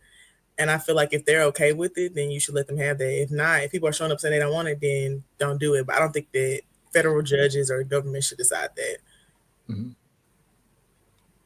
So Jerry, again, so concentration of economic power creates concentrated political power, aligning, this is what they're saying, why not monopolies, allowing giant corporations to invest growing sums of money into influencing our government and tilting laws and rules in their favor at our expense. And you're like, isn't that already happening? And that's what they all fought for. That's what they had the Supreme Court case for. Yeah. To allow corporations legal personhood and to invest in elections as much as they want. Citizens United, right? Right. And doesn't that mean we're not in a democracy because that's already happening? The Princeton study in 2014 concluded objectively that this is an oligopoly, or an oligarchy rather, because democracy does not exist. The private elite interests rule out no matter what. So my issue is, I think for the most part, I don't have a problem with the idea of monopoly. In fact, I want nationalization. My issue is with the outcome of what's produced. So if I don't think I'm not interested in this fake competition that's alleged to exist in a free market society, where any number of people can enter the ability to produce. I'm not interested in that. I'm interested in how good is the product, how can it be distributed, and the wealth that is produced, however that's defined, gets redistributed. So that's. But my point is, again, it's been a while, and maybe I'm not up on the last generations of business biographies and whatever, and elite statements or whatever. But going back to John D. Rockefeller, who said competition is a sin, you know, like they don't want competition. They want to dominate a market. That Predators Ball, Carl Icahn, and all of them, who I think is still around, like he's still doing work. Like they want to buy up everything. They want to own every single thing. And to the extent there's competition, it's just because they haven't wiped out everybody who they compete with, but they're trying to. So, you know, again, I don't care about that. What is the best way to produce for the most would be my question. And then I do want to comment on something somebody said in the chat about what you posted on here about community control, and then someone else said, isn't that just another way to say socialism? Would you say that solidarity economy and solidarity economy practices are just the same as socialism? I think it's preparing for post-capitalism. Yeah, I don't think that solidarity economy as a practice is the same as socialism. I do think it prepares you to be like anti-capitalist, but I specifically believe in solidarity economy and like creating, you know, self-sustaining communities that are making decisions for themselves that aren't dependent on someone else, which is what I was talking about. So Amber, I need to learn more about that because to a certain extent, I don't even know if that's possible. This is always the struggle I run into, even with various forms of nationalist arguments, which in general I'm inclined to agree with. But when I try to think about how it's going to work, I don't know. But yeah, I just need to learn more about that. I learned from a training at Highlander Center. Shout out to my friend Denzel. I did a fellowship with our official Bill in Memphis chapter like in 2020, so like several years ago. But one of the main focuses was on solidarity economy, specifically like how do you build those out, but also what currently exists. And there's several examples of solidarity economy happening throughout the U.S. and of like transformative justice spaces or just self-governing spaces like Spirit House in North Carolina. I think is a great example of folks who use transformative justice practices and solidarity economy. And they've been operating since 1994, which is when I was born. So I think the biggest thing for me is that people don't know of places or know of people who are already practicing it. So they're not sure what's possible. And I think if you have 1 or 2 examples, that's proof that it's possible. And it can always be duplicated. So question, in terms of like community control, and I know Air Doctor was coming up. I want to get to a post after he leaves, after the break. But Amber, do you have experience, or in Memphis, do y'all have like a community benefits agreement where these corporations come in and then the community be like, oh, this is how we want to benefit from it? Do you think that's like a step to exercising community control or preparing people for what community control would look like? Or what I want to say, it would incite people to fight, right? So if you create a community benefits agreement, you'll realize that corporations don't give a fuck about you, and it will kind of heighten the struggle. So I wonder if, what do you think is a step to community control of those outcomes of those mergers or whatever? Well, to answer your question, we don't have a community benefits agreement. They are one of the organizing groups here has been working with this community that's like right outside of Memphis in Haywood County, where they're building this huge Ford plant, basically. Where because they're building this huge Ford plant that's gonna hire all these people, it's like outpriced and overpriced all the housing and land around them. So they're trying to get a community benefits agreement with Ford, and they've been working on that for like a year. And I told them that y'all ain't pressing it enough. I mean, it ain't enough actions happening for me. But I mean, they've been working on that with that community for a while. Here in Memphis, although we don't have CBAs, I do think that I have seen community power around not wanting certain things. Because we do have a land use control board and a planning development department, and our city council votes on like passing things. Prime example is there was some land in North Memphis, which is like a impoverished neighborhood here, and a company wanted to come in and build a sawmill and biochemical like warehouse building. And the community did not want it. So they went full force at our city council meetings to get them to deny the contract. And eventually they just end up pulling the contract.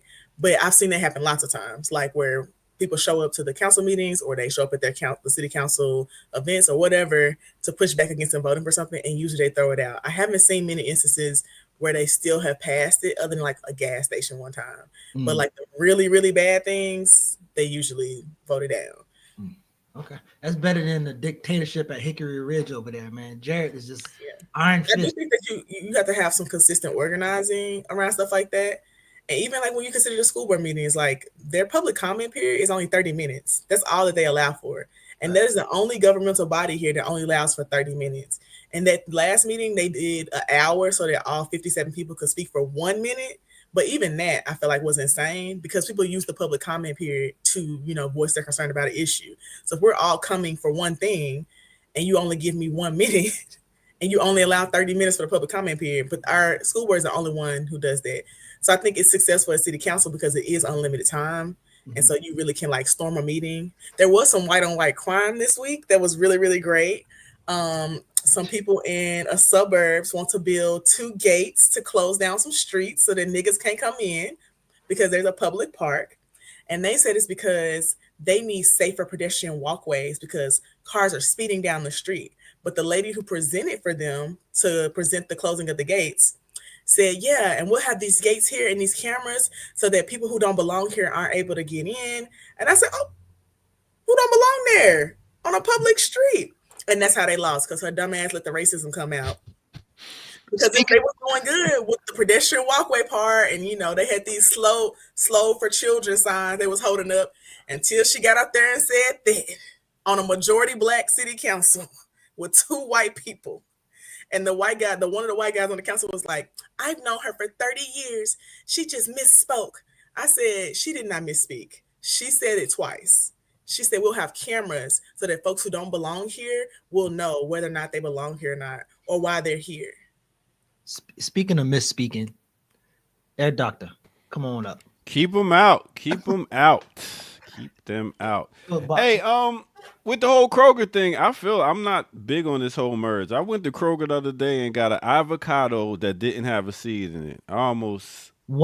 Yes, an avocado that did not have a seed in it. And I was like, this is too much. Because I go to Kroger to get like frozen stuff because it's cheaper, but then I go to like the farmer's market to get vegetables and fruit. Wait, which Kroger you went to? I hope you wasn't over here in Cleveland. Nah, this was on Riverdale 85. Oh, that's why you ain't got no seed over there, bro. Yeah, so I was like, yeah, if they're gonna be making food like this, I don't want them merging with nothing. So, but the issue is, and I did, in this slow motion breakdown of Socialist Reconstruction book, when they do their chapter on agriculture, chapter 5, they talk about the consolidated ownership of the food industry from farm to table.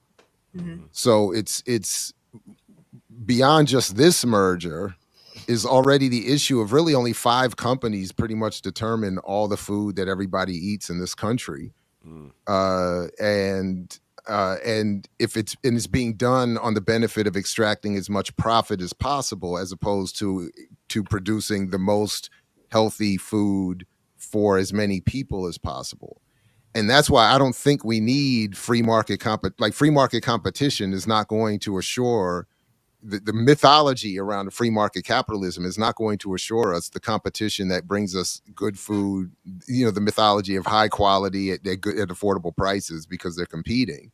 What we need is public policy that determines that when it comes to things like, if you want to have free market competition, leave it in terms of, silly things, I don't know, T-shirts or whatever. But when it comes to people's food and healthcare, and housing, there needs to be some sort of national organized public policy that guarantees that the process works properly, not for profit.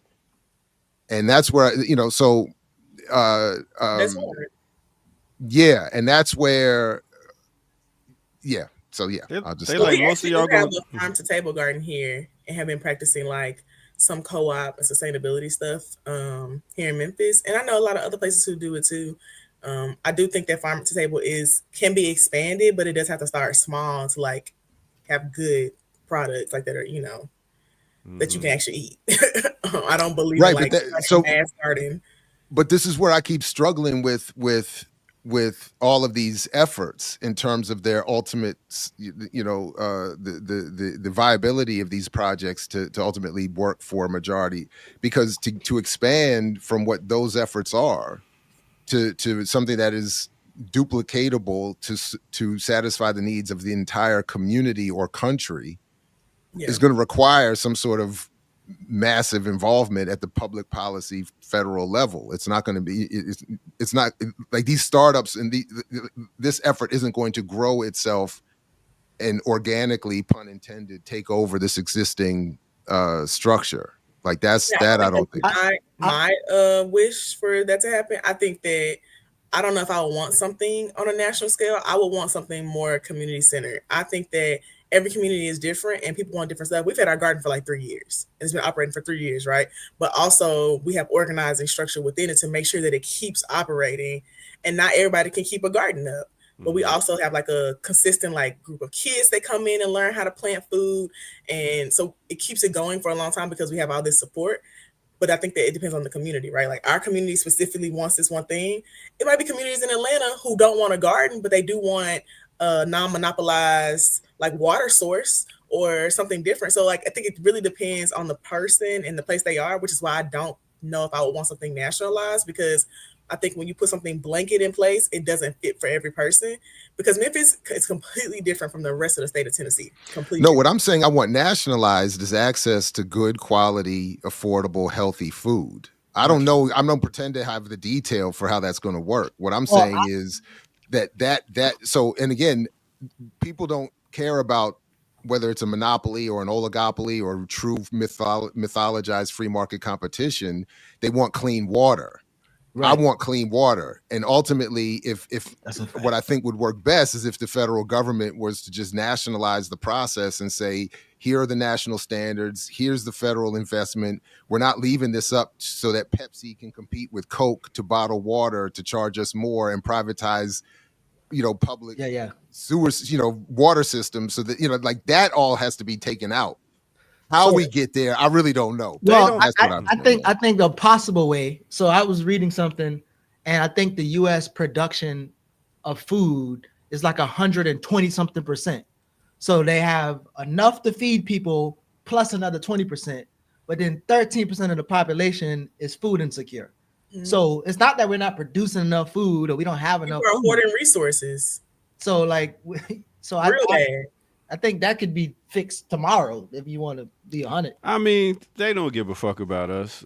Let's keep it 100. They corporations like Michael Jackson remix. They like get them in, get them out. Most of these motherfuckers gonna die from cancer anyway.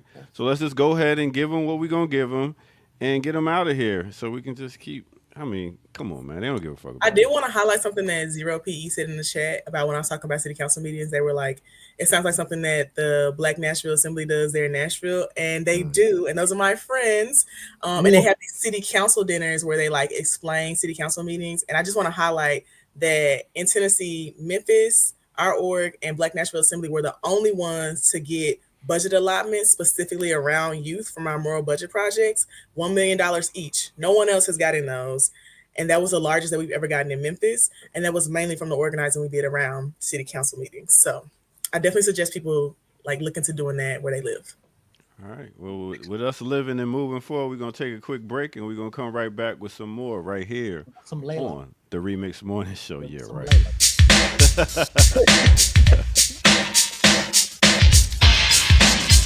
We're going to get some more of this old school hip hop right here. Big up, everybody. Welcome out. Hit that like button. Subscribe if you're new to the channel. Go to patreon.com. We got 404 people live watching. Go ahead, and you can also go to our page. Damn, I got stuck. Our page, blkliberationmedia.org, and donate over there. That'll be a great thing. You know what I mean? All right, I was just watching, sometimes I just zone off and watch cartoons like Ricky watch bad TV when it comes to Atlanta Housewives and all that stuff. And I was just thinking about cartoon, and I was thinking about this one character in this cartoon, and I was wondering would this character work today? I wanted to talk about Apache Chief. That's right, Apache Chief. Could this character work today? Let me tell you about Apache Chief. So Apache Chief pretty much was he was down with the Super Friends, Hanna-Barbera, and he was the Native American superhero. It was a time when they was trying to have more inclusion, so they brought along Black Vulcan, El Dorado, and Samurai to have, some darkness within the Super Friends. So he came, and his thing was he can be turned into 50 feet by saying Nuckchuck. Now, nutchuck is a native word meaning man big. So he would get big and he would fight this other giganta. It was just white woman. But here's this kicker about this giganta. She would get big too, but he could not hit a white woman. So he would get big and would be useless. He could fight everybody else, but as soon as Giganta get big, he could not hit a white woman. Now, with all this whole thing with the DC and the commanders and stuff like that, I was just wondering, could this superhero make it in this day and time? Would we allow this? Could this be a good Native American superhero as they have all these other Black Panthers and other people like that? I don't know. Just your thoughts on it. With that said, let's get back to it right here on the Remix Morning Show.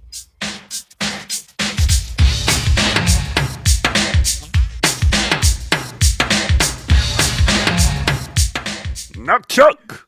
So first of all, you say you're gonna make everybody get this good old school hip hop, and you play the Beastie Boys. So why did you bring up a random Indian? And then random. He was the only one. Racist. A racist Indian at that. Why would they put that man on a cartoon and be like, this is us, making the world a better place and not being racist by showing you an Indian that we made up? That was inclusion back in. That's what I'm saying. It's a different era when you didn't have people on TV and then you tried to introduce them, and that was their way of introducing the Native Americans to. Yeah, that was funny. I heard that too, Ross. Hanna-Barbera. It's Hanna-Barbera. That's not what you said, though. It was funny. Oh, I also want to uplift something else that someone said in the chat. Denzel, my friend who's in Black Nashville Assembly, said that he would love to bring folks back on to talk about their work. And I think that y'all should, because they're with the varsity plan? Yeah, the varsity plan, like the work they did for that can be translated in other places. I use some of the stuff they did for our Moral Budget plan where we got $1 million for youth. So I definitely think. And what y'all? They came on. Why don't you when you get the link from Ear Doctor for next week, give it to them and have them join us next week. Bring them out. I'm gonna definitely try to come next week, but I'll be in Africa. You gonna definitely what? Try? No, you didn't just say that like the white. Say try. This ain't how we do it, Amber. That's not how you going to the whole continent. To dead of December, I will set an alarm for 1 p.m. because that's 7 a.m. here to try to make sure. Before Air Doctor, I want you to stay for this question though. Going to Africa. No, Chuck. So I was like, so I used to get this. I can't remember the bookstore. It was a free bookstore on Greenmount in Baltimore, and you go in there and you could just get as much books as you can. It burned down a couple times, but I was like sorting through some of my books, and I like got on a book about social work again, and again having this conversation of capitalism, and I wonder, like I wrote this post, right, and so it talked about most social workers intend to do good and make the world or society better, but because they are trained to engage social work, doing everything to avoid socialism, they end up for the ruling class trying to fix a offender of the social order created by capitalists. Social workers are hired to establish meaningful relationships with the individual who interrupted the social order so that they can help them alter their behavior patterns to return to society as a contributing member of the status quo. I can't go up. Oh, I don't know. But anyway, you could look at the post in terms of like, again, capitalism and then the work that you are doing. Even as we talk about like Ketanji Brown Jackson, when I looked up her record, she always sided with the landowners and the corporations, even when the people had their like paperwork correct. When they had their paperwork almost slightly off, she automatically threw it out. But when you think about like all of the industry is kind of like tailored towards like leaning to the owners or the capital or the people who are in control of everything. And even in these industries where I guess they're supposed to be doing good work, ultimately they still gonna side with capital. And the last example is when I was at InvestFest, everybody I talked to, me and Erica was talking to. Y'all really went to InvestFest. I got in for free. But yeah, everybody that we talked to, like they essentially kept saying, like, without them knowing, they wanted socialism. but most people don't really understand it. But the way in which they explain the barriers to making it in business or entrepreneurship is literally like, bro, you don't like capitalism. So again, I think in this conversation I'm having with people around capitalism, it's like, I don't know that there's a way for people to like literally understand what capitalism means apart from, oh, capitalism means you should be able to make money from a business or you should have some type of profit. And again, as you were saying, Jared, it's not like you want to stop profit or stop the monopolizing of a business or whatever. It's that the way in which you deal with profit is a whole nother conversation. So I don't know what y'all think about.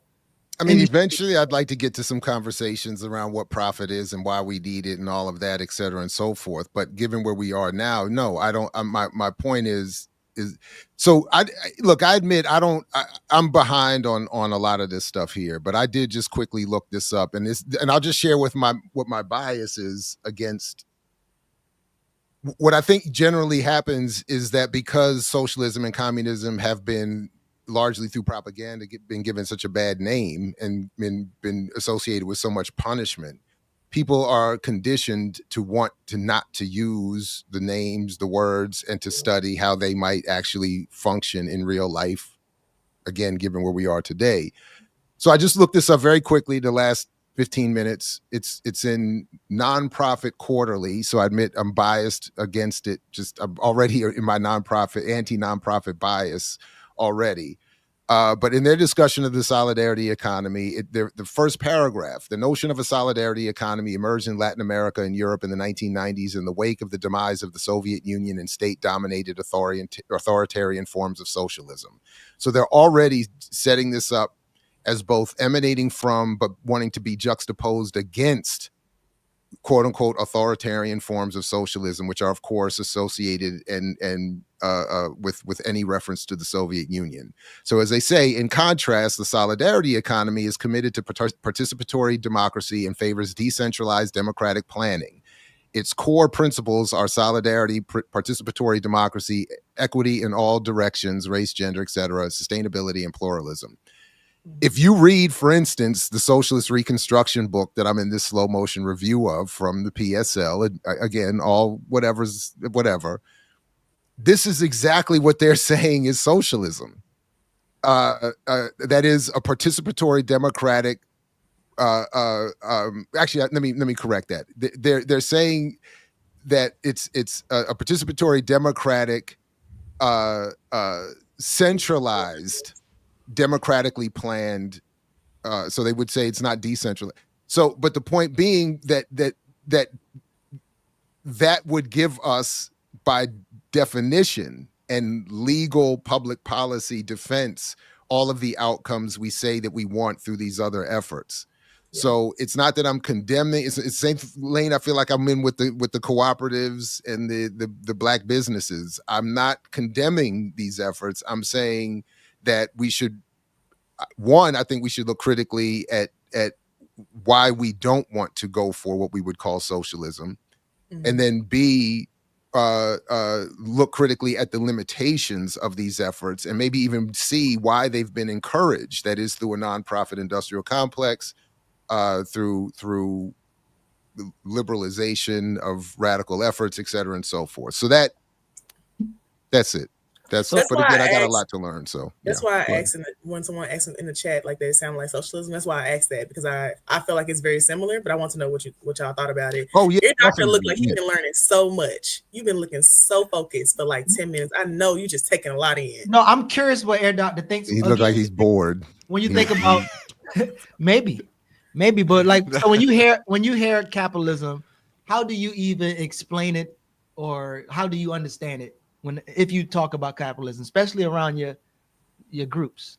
Capitalism to me is getting money and exploiting people to get money. That's just my quick definition of capitalism. I joke and say I'm a capitalist, but I don't exploit people. So I don't know what you would call me. I like to get money. Capitalists. I mean, I like to get money, But see, that's the thing. It depends on what's your definition of a capitalism. I think For we me, live in I think you're all capitalists as long as we live in a capitalist system. Nah. We can practice. I don't agree with that. That's not even possible. Nah. We are dominated by capitalists and capital. Yeah.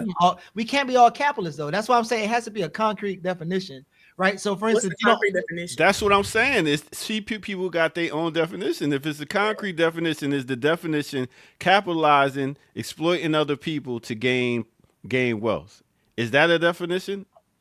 well, I think that's a smidget of the definition. So exploiting labor, but it would have to include owning the means to production, and it would have to conclude forcing people to trade their labor for a little piece of the money that they produce. Oh, never mind. That's what I'm saying. I'm not a capitalist. But I will say that I've heard Well, it explained multiple different ways. I'm also not an economist, and I know the bare minimum. I was going to bring up my Gullah definition, but go ahead, Jared. What's your Gullah definition? definition? I was about to read it. Go ahead. Read it. I gotta find it. I gotta find it first. Oh hell! What the? Oh, I was about to say they're not Somebody's bad. phone. Is that somebody's ringtone? I have a alarm to drink water. That's Amber and her professionalism of production here, not Didn't realize it was putting her phone on vibrate. So when I do start in the classroom or anywhere or I just riff off of Kwame Ture's definition that there's only two forms two ways to have an economy. One centers the private accumulation of goods and services, which is capitalism. One is where goods and services and the wealth they produce is democratically distributed and owned by the people, and that's socialism. I do think it's important to put in, if I get beyond that, to make reference to these systems as socioeconomic. That is, they are social. They involve social constructs and ideas. They social relations. Their goal is to manage how we engage one another. So they're not strictly quote unquote economic models or systems, and they involve ideology and myths and all kinds of stuff. But I also like what Geechee said also, that capitalism, to understand it, you do have to talk about, not only as Marx and them talked about the means of production, but also the means, as they said, mental production. And then the forced selling of our labor. And I like all that stuff about alienation. I don't pretend to understand it, but I like when they talk about that also. But then I also like the colonial piece, because that's where you really, I think, have to talk about capitalism functioning within a broader system of imperialism, settler colonialism, which really gets into these social constructs of self-identity and immaterial relations and symbols, narratives, stories, images, and all of that kind of stuff that undergird and support all of it, and of course remind of the military basis of it all anyway. But yeah, but and I do think there's been, just to wrap it up for me, there's been a long form attempt to redirect, in this case, Black liberation struggles away from these kinds of questions, and to get us to stay relatively within the safe confines of what will not upset the capitalist structure, which involves this nonprofit industry and the solutions that are supposed to come from the nonprofit industry. But yeah. So this is the Geechee, not Gullah, but Geechee definition. So capitalism, ain't nothing but a social and a political war tactic. Them boy who do them own and control the land, bread, equipment, and all the thing.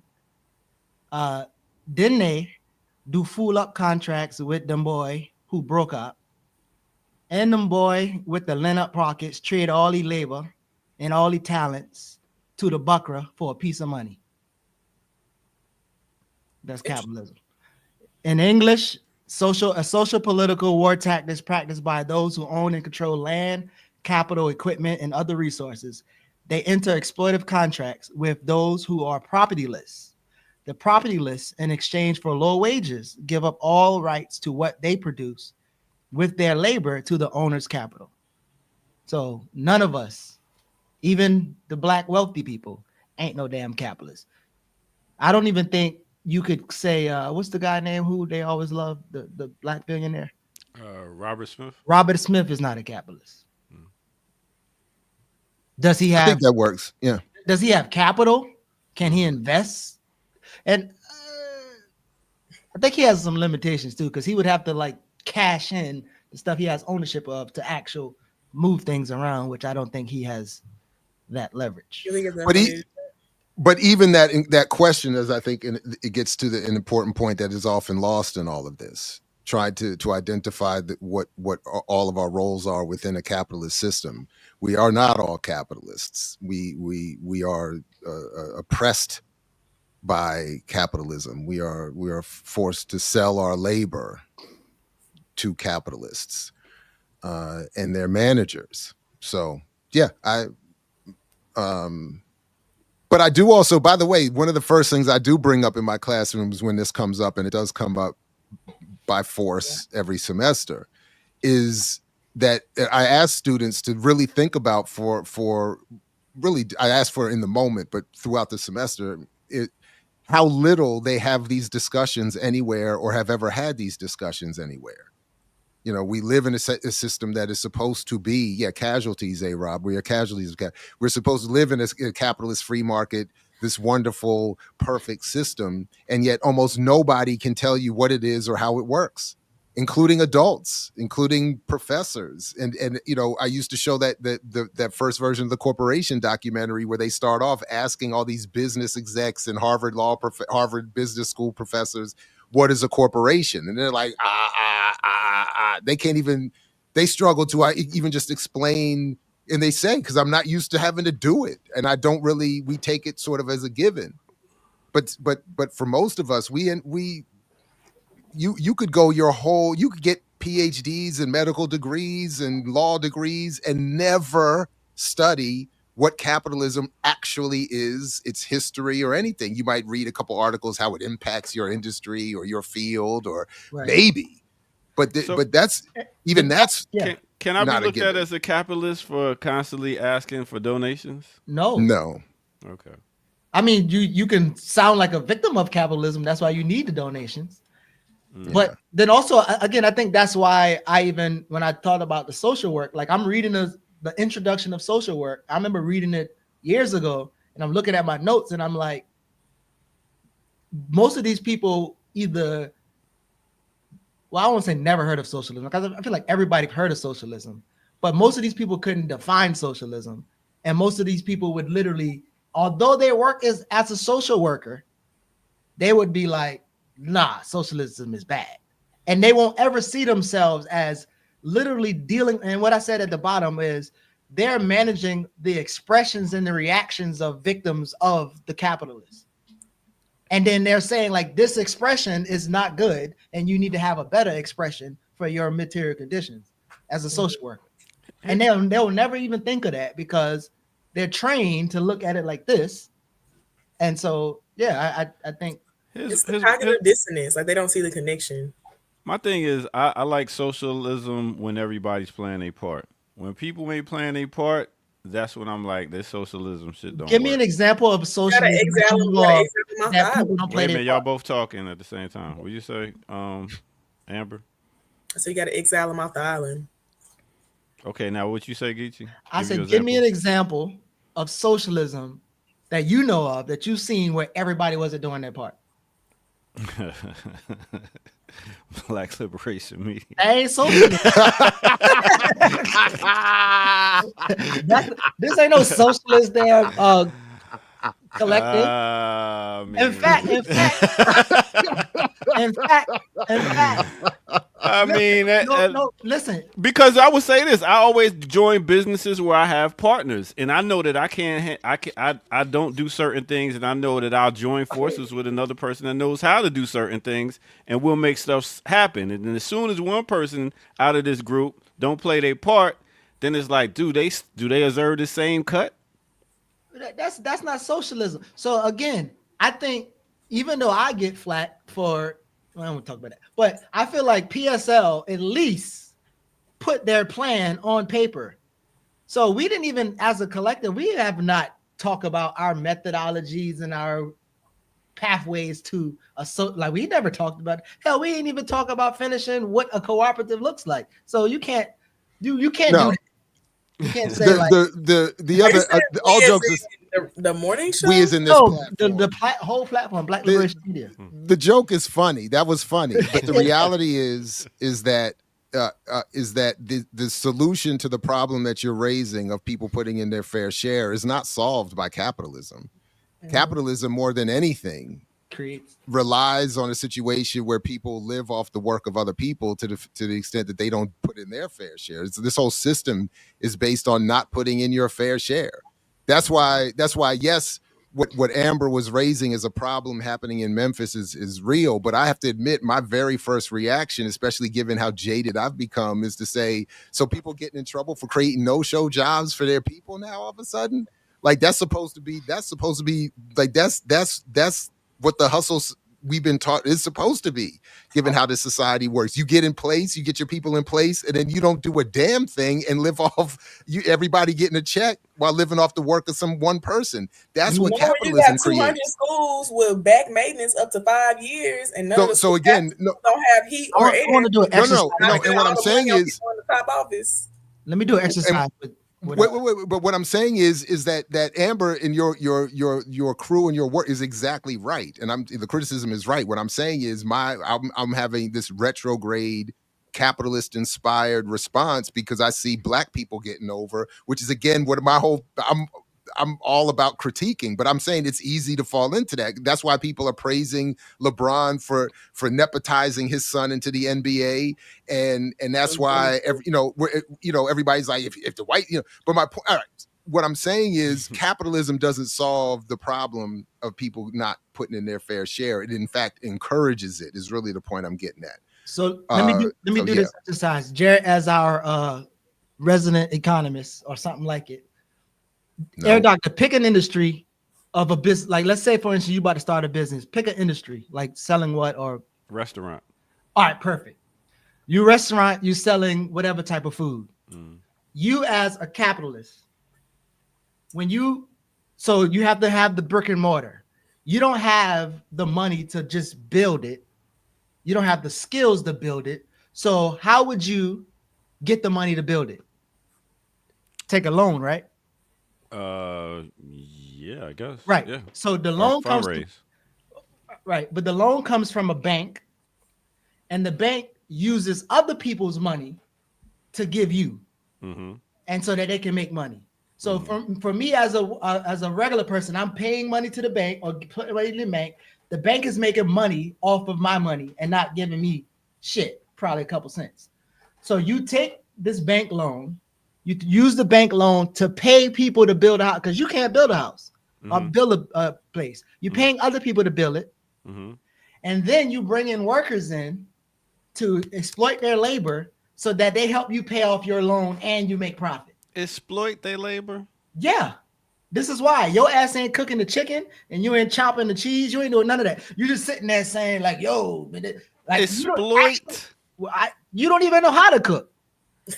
So see, look, that's the thing. Exploit their labor or put them in positions where they're able to feed their family because they know how to do something I don't know how to do. Watch. That's what the plantation owner said. Right. You're not putting them in a position to feed their family because, again, without the loan that they're I'm giving them a job. What do you mean? I'm not. But listen to what I'm saying. Without their loans, without their money going into the bank and the bank being able to owe you money, you wouldn't have shit, bro. Because you don't even have the money to pay for it. That's why you got to take a loan out. You're taking a loan that comes from their money, and then you're using their labor. You're using their labor to pay for your loan that your ass couldn't afford in the first place.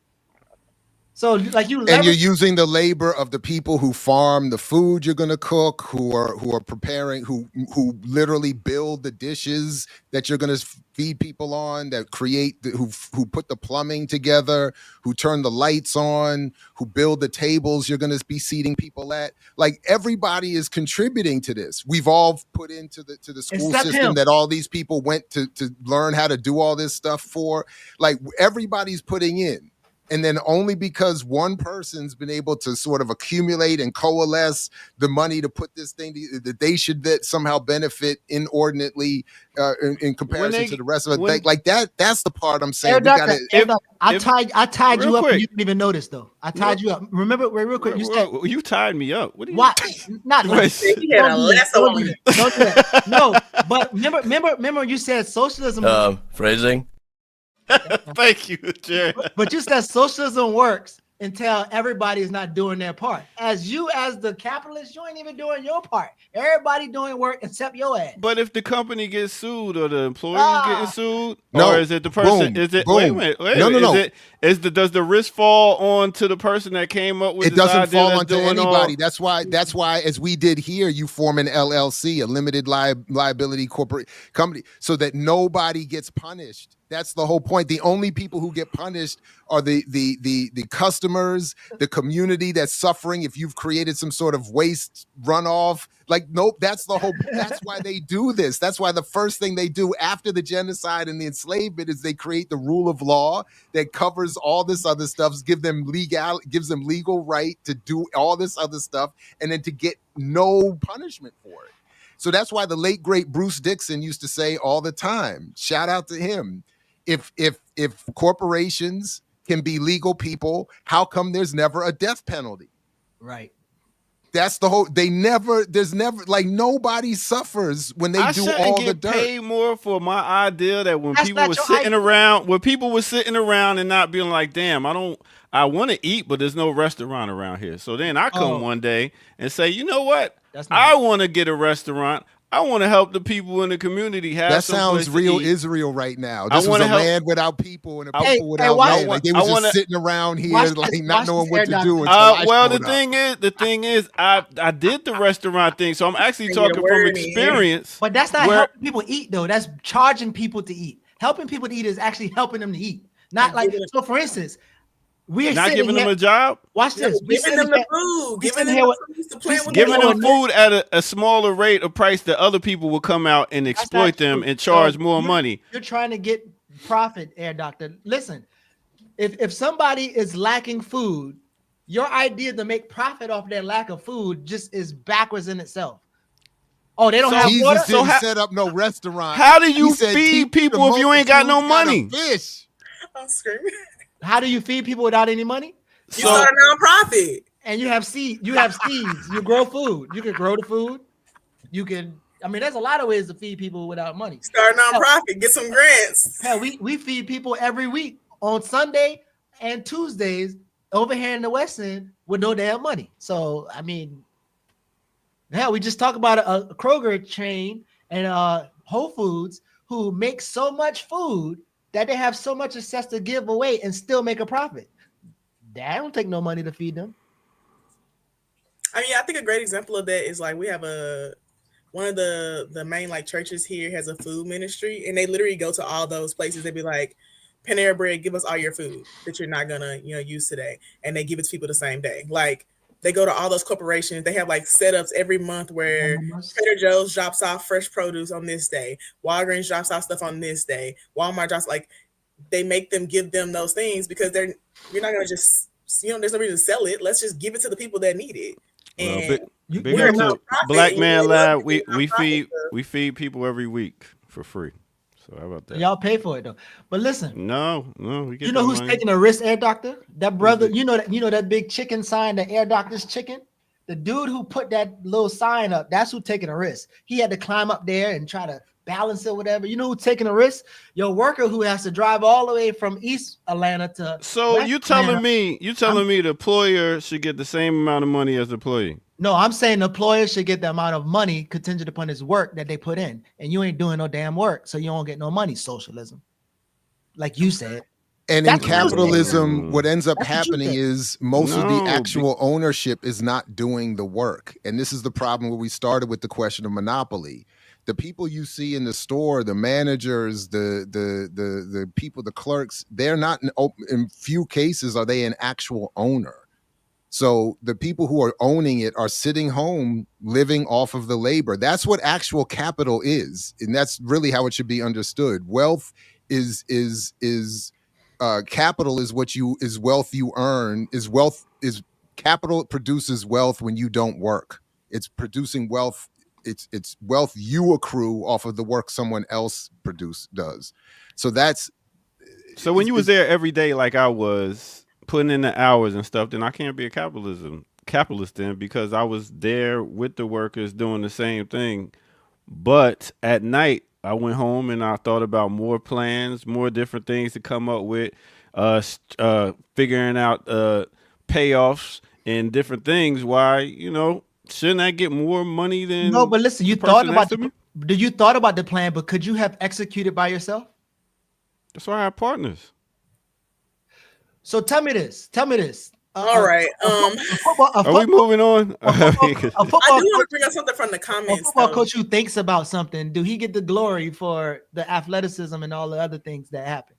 Like, you can think about shit all day, but if you can't do it, and then even thinking about it, it's not like it's your idea. It's not like a new idea.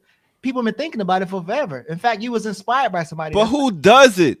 Who actually does it? A lot of people think people. about shit all the time, but they don't go and do it. There's people that talk about doing shit, and there's people that do shit. That's right. The workers do it, and then No, the workers do it after you put them in place to do it. you ain't. Yes, you do. You come up with an idea. You come up with a business. You come up with somewhere that, even when it comes to this after school stuff, I'm finding instructors that could teach. I'm putting everything together so they can come and have the relationships with the schools, with the different people in the community. And then when they come in, the instructors get paid to teach.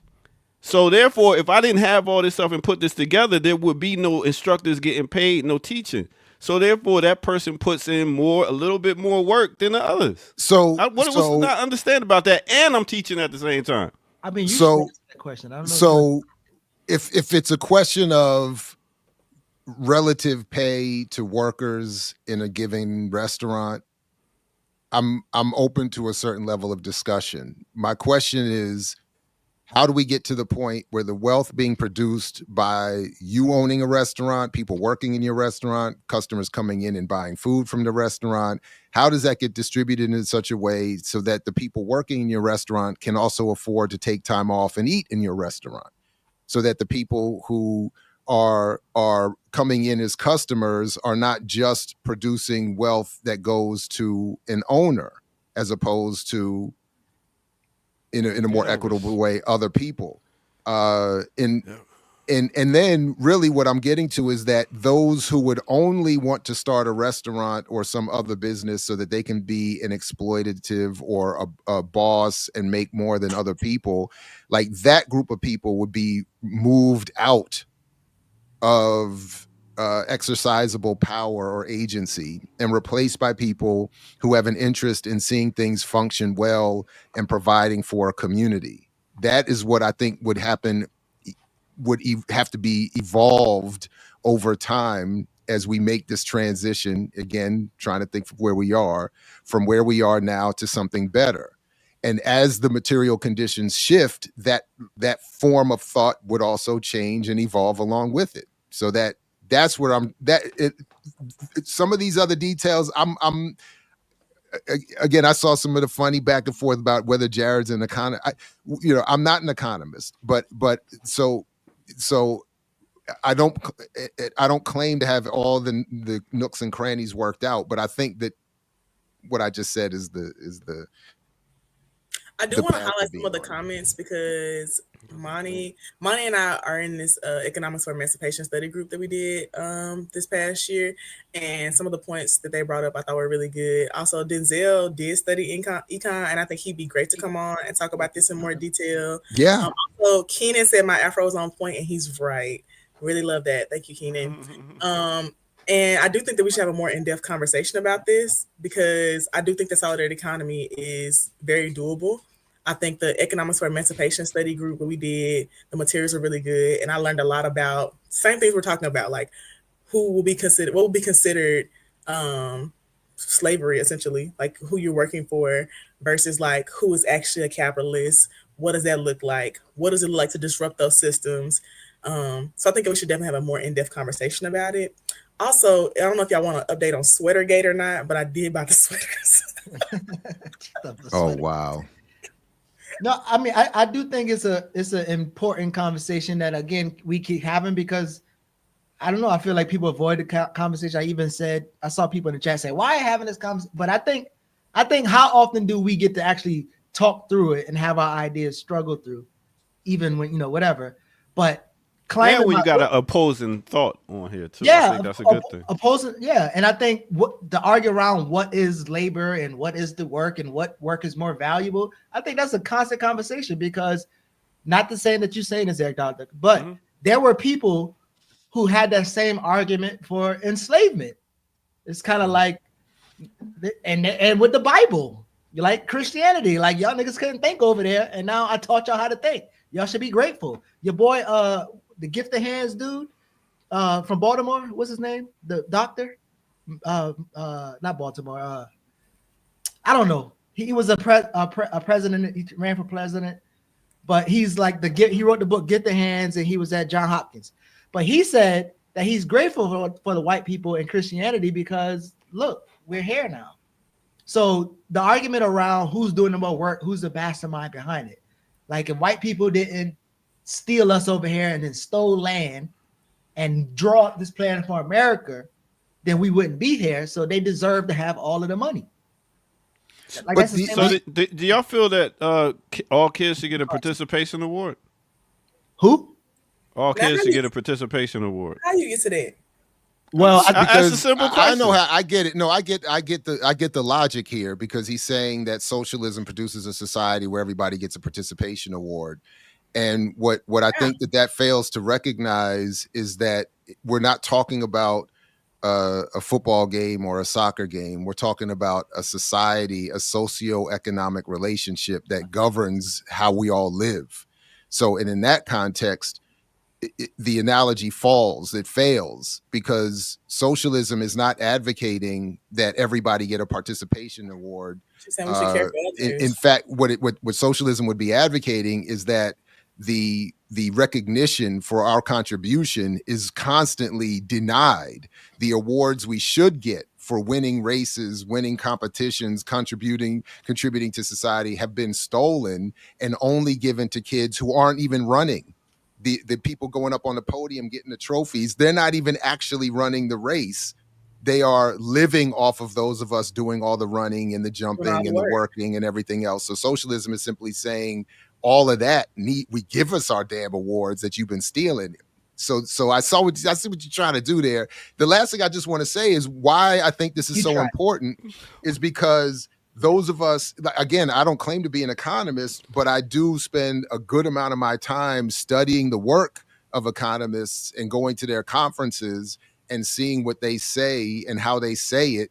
And a lot of them, whether we agree with them politically or not, are constantly trying to are raising questions and debating questions around how is wealth defined, who is going to get it, and how does it only end up where it ends up. And to the extent that we are encouraged not to have these conversations, it makes it easier to facilitate the exploitation and the abuse. And the very last thing I just want to end with here is that this is my ongoing struggle with my beloved institutions, is that Morgan State, and I think this speaks a lot to the problems that we have. Morgan State was just acknowledged by Bloomberg as being a top 60 business, having the top business school in the top 60 nationwide, the only HBCU to make the list. And I think that this speaks to the emphasis that's being put on teaching oppressed communities that a misunderstanding of capitalism, and that Black capitalism and entrepreneurialism and business solutions and ownership are the only answer or the primary mechanism by which we can free ourselves. And I disagree. but it is encouraged. It's well funded. It's supported, and I think it leads to a lot of the kinds of confusion that we still struggle with. Which is why I think we should have a more in-depth conversation with Denzel about it next week, next Friday.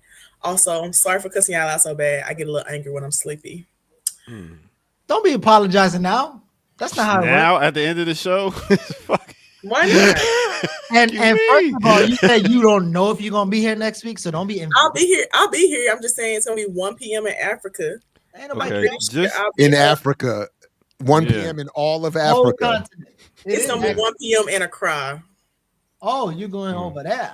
We're going to Data December.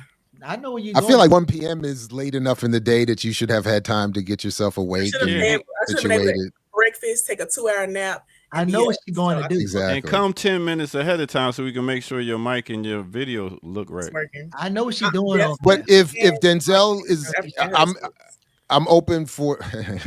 I'm What is open. Denzel that be all economics? No, Why- he's why apparently we the giving next him- invited guest, First so of I'm all, fine with talking about that. Denzel like that. That's not what's I my. think Denzel I mean- is a great option to learn about econ from someone who is Black and consider what we're talking about when it comes to socialism and solidarity economy. And a went way to that school you understand across from your freedom So, of things. so that's why I was going to suggest that Denzel be given time to not only get the link in advance, but perhaps send us something to review for homework, so that we can all be on a similar page when we show up. So if there's some reading or readings that we can, relatively review, I'm happy to be sent some of that, and maybe that'll help ground the conversation. Well, I believe it's about time to get out of here, but I know y'all like to stay around on a Friday. but, Capitalism, baby. Let's get No, it. we got to go because I need a break. And at 11 o'clock for patrons, we'll be live on Patreon talking about the film Seconds with Mtume Gant and the Okay, Saturdays okay. crew. So come on back. Make sure you're a patron and see us over there Where can you watch in an the hour. movie? Huh? It's actually Where on. can you watch the movie? It's free on the internet. I think it's like in the It's on the internet. archives. Just Also, type- I think a great movie, a great series to watch about like capitalism and workers is Severance on Apple TV. Severance. Okay. I did watch Severance. That's interesting. Yeah, I could see that. Okay. All right. Y'all get you I can got see anything that. coming up? Oh, we got an open house for CMB Saturday tomorrow. Yeah, from 1 to 3. So if you're in the Atlanta West area, come through and holler at us. And that's it. All right. And big up to everybody in the chat room that said your doctor's slow and all the comments and stuff They like called you that. slow? Damn, I missed it. Let me go. Yeah, back. no. listen to them. Listen, put in the years of serving your people like I have and not hardly get any money for it and then holler at me. All right. With that said, we're going to go ahead and come back to y'all next week, Tuesday, 8 a.m. to 10 a.m. This is the Remix Morning Show. Make sure y'all catch next show at 11 o'clock. Stay tuned for that. We also got shows tonight. We got Darker Than Blue. We got Saturdays with Renee. We got Warrior Class. We got What's it all Darker right Than here. Blue about? Darker Than Blue is with Jackie Lukman. So go ahead and check that out. Yeah, all that right here on the Take us out to Remix. some Layla, bro. Huh? Take us out to some Layla. See, that's where you fucked up. Please. I was too busy talking with y'all, so I didn't get all that together. With that said, we're going to get up out of here, and we're going to have some Layla. I'm going to do a Layla highlight next Friday for you, Don't Geechee. play me, bro. All right, next Friday. All right. We got you. All right, peace out, y'all. Remix Morning Show. Have a great weekend. We out of here. Y'all.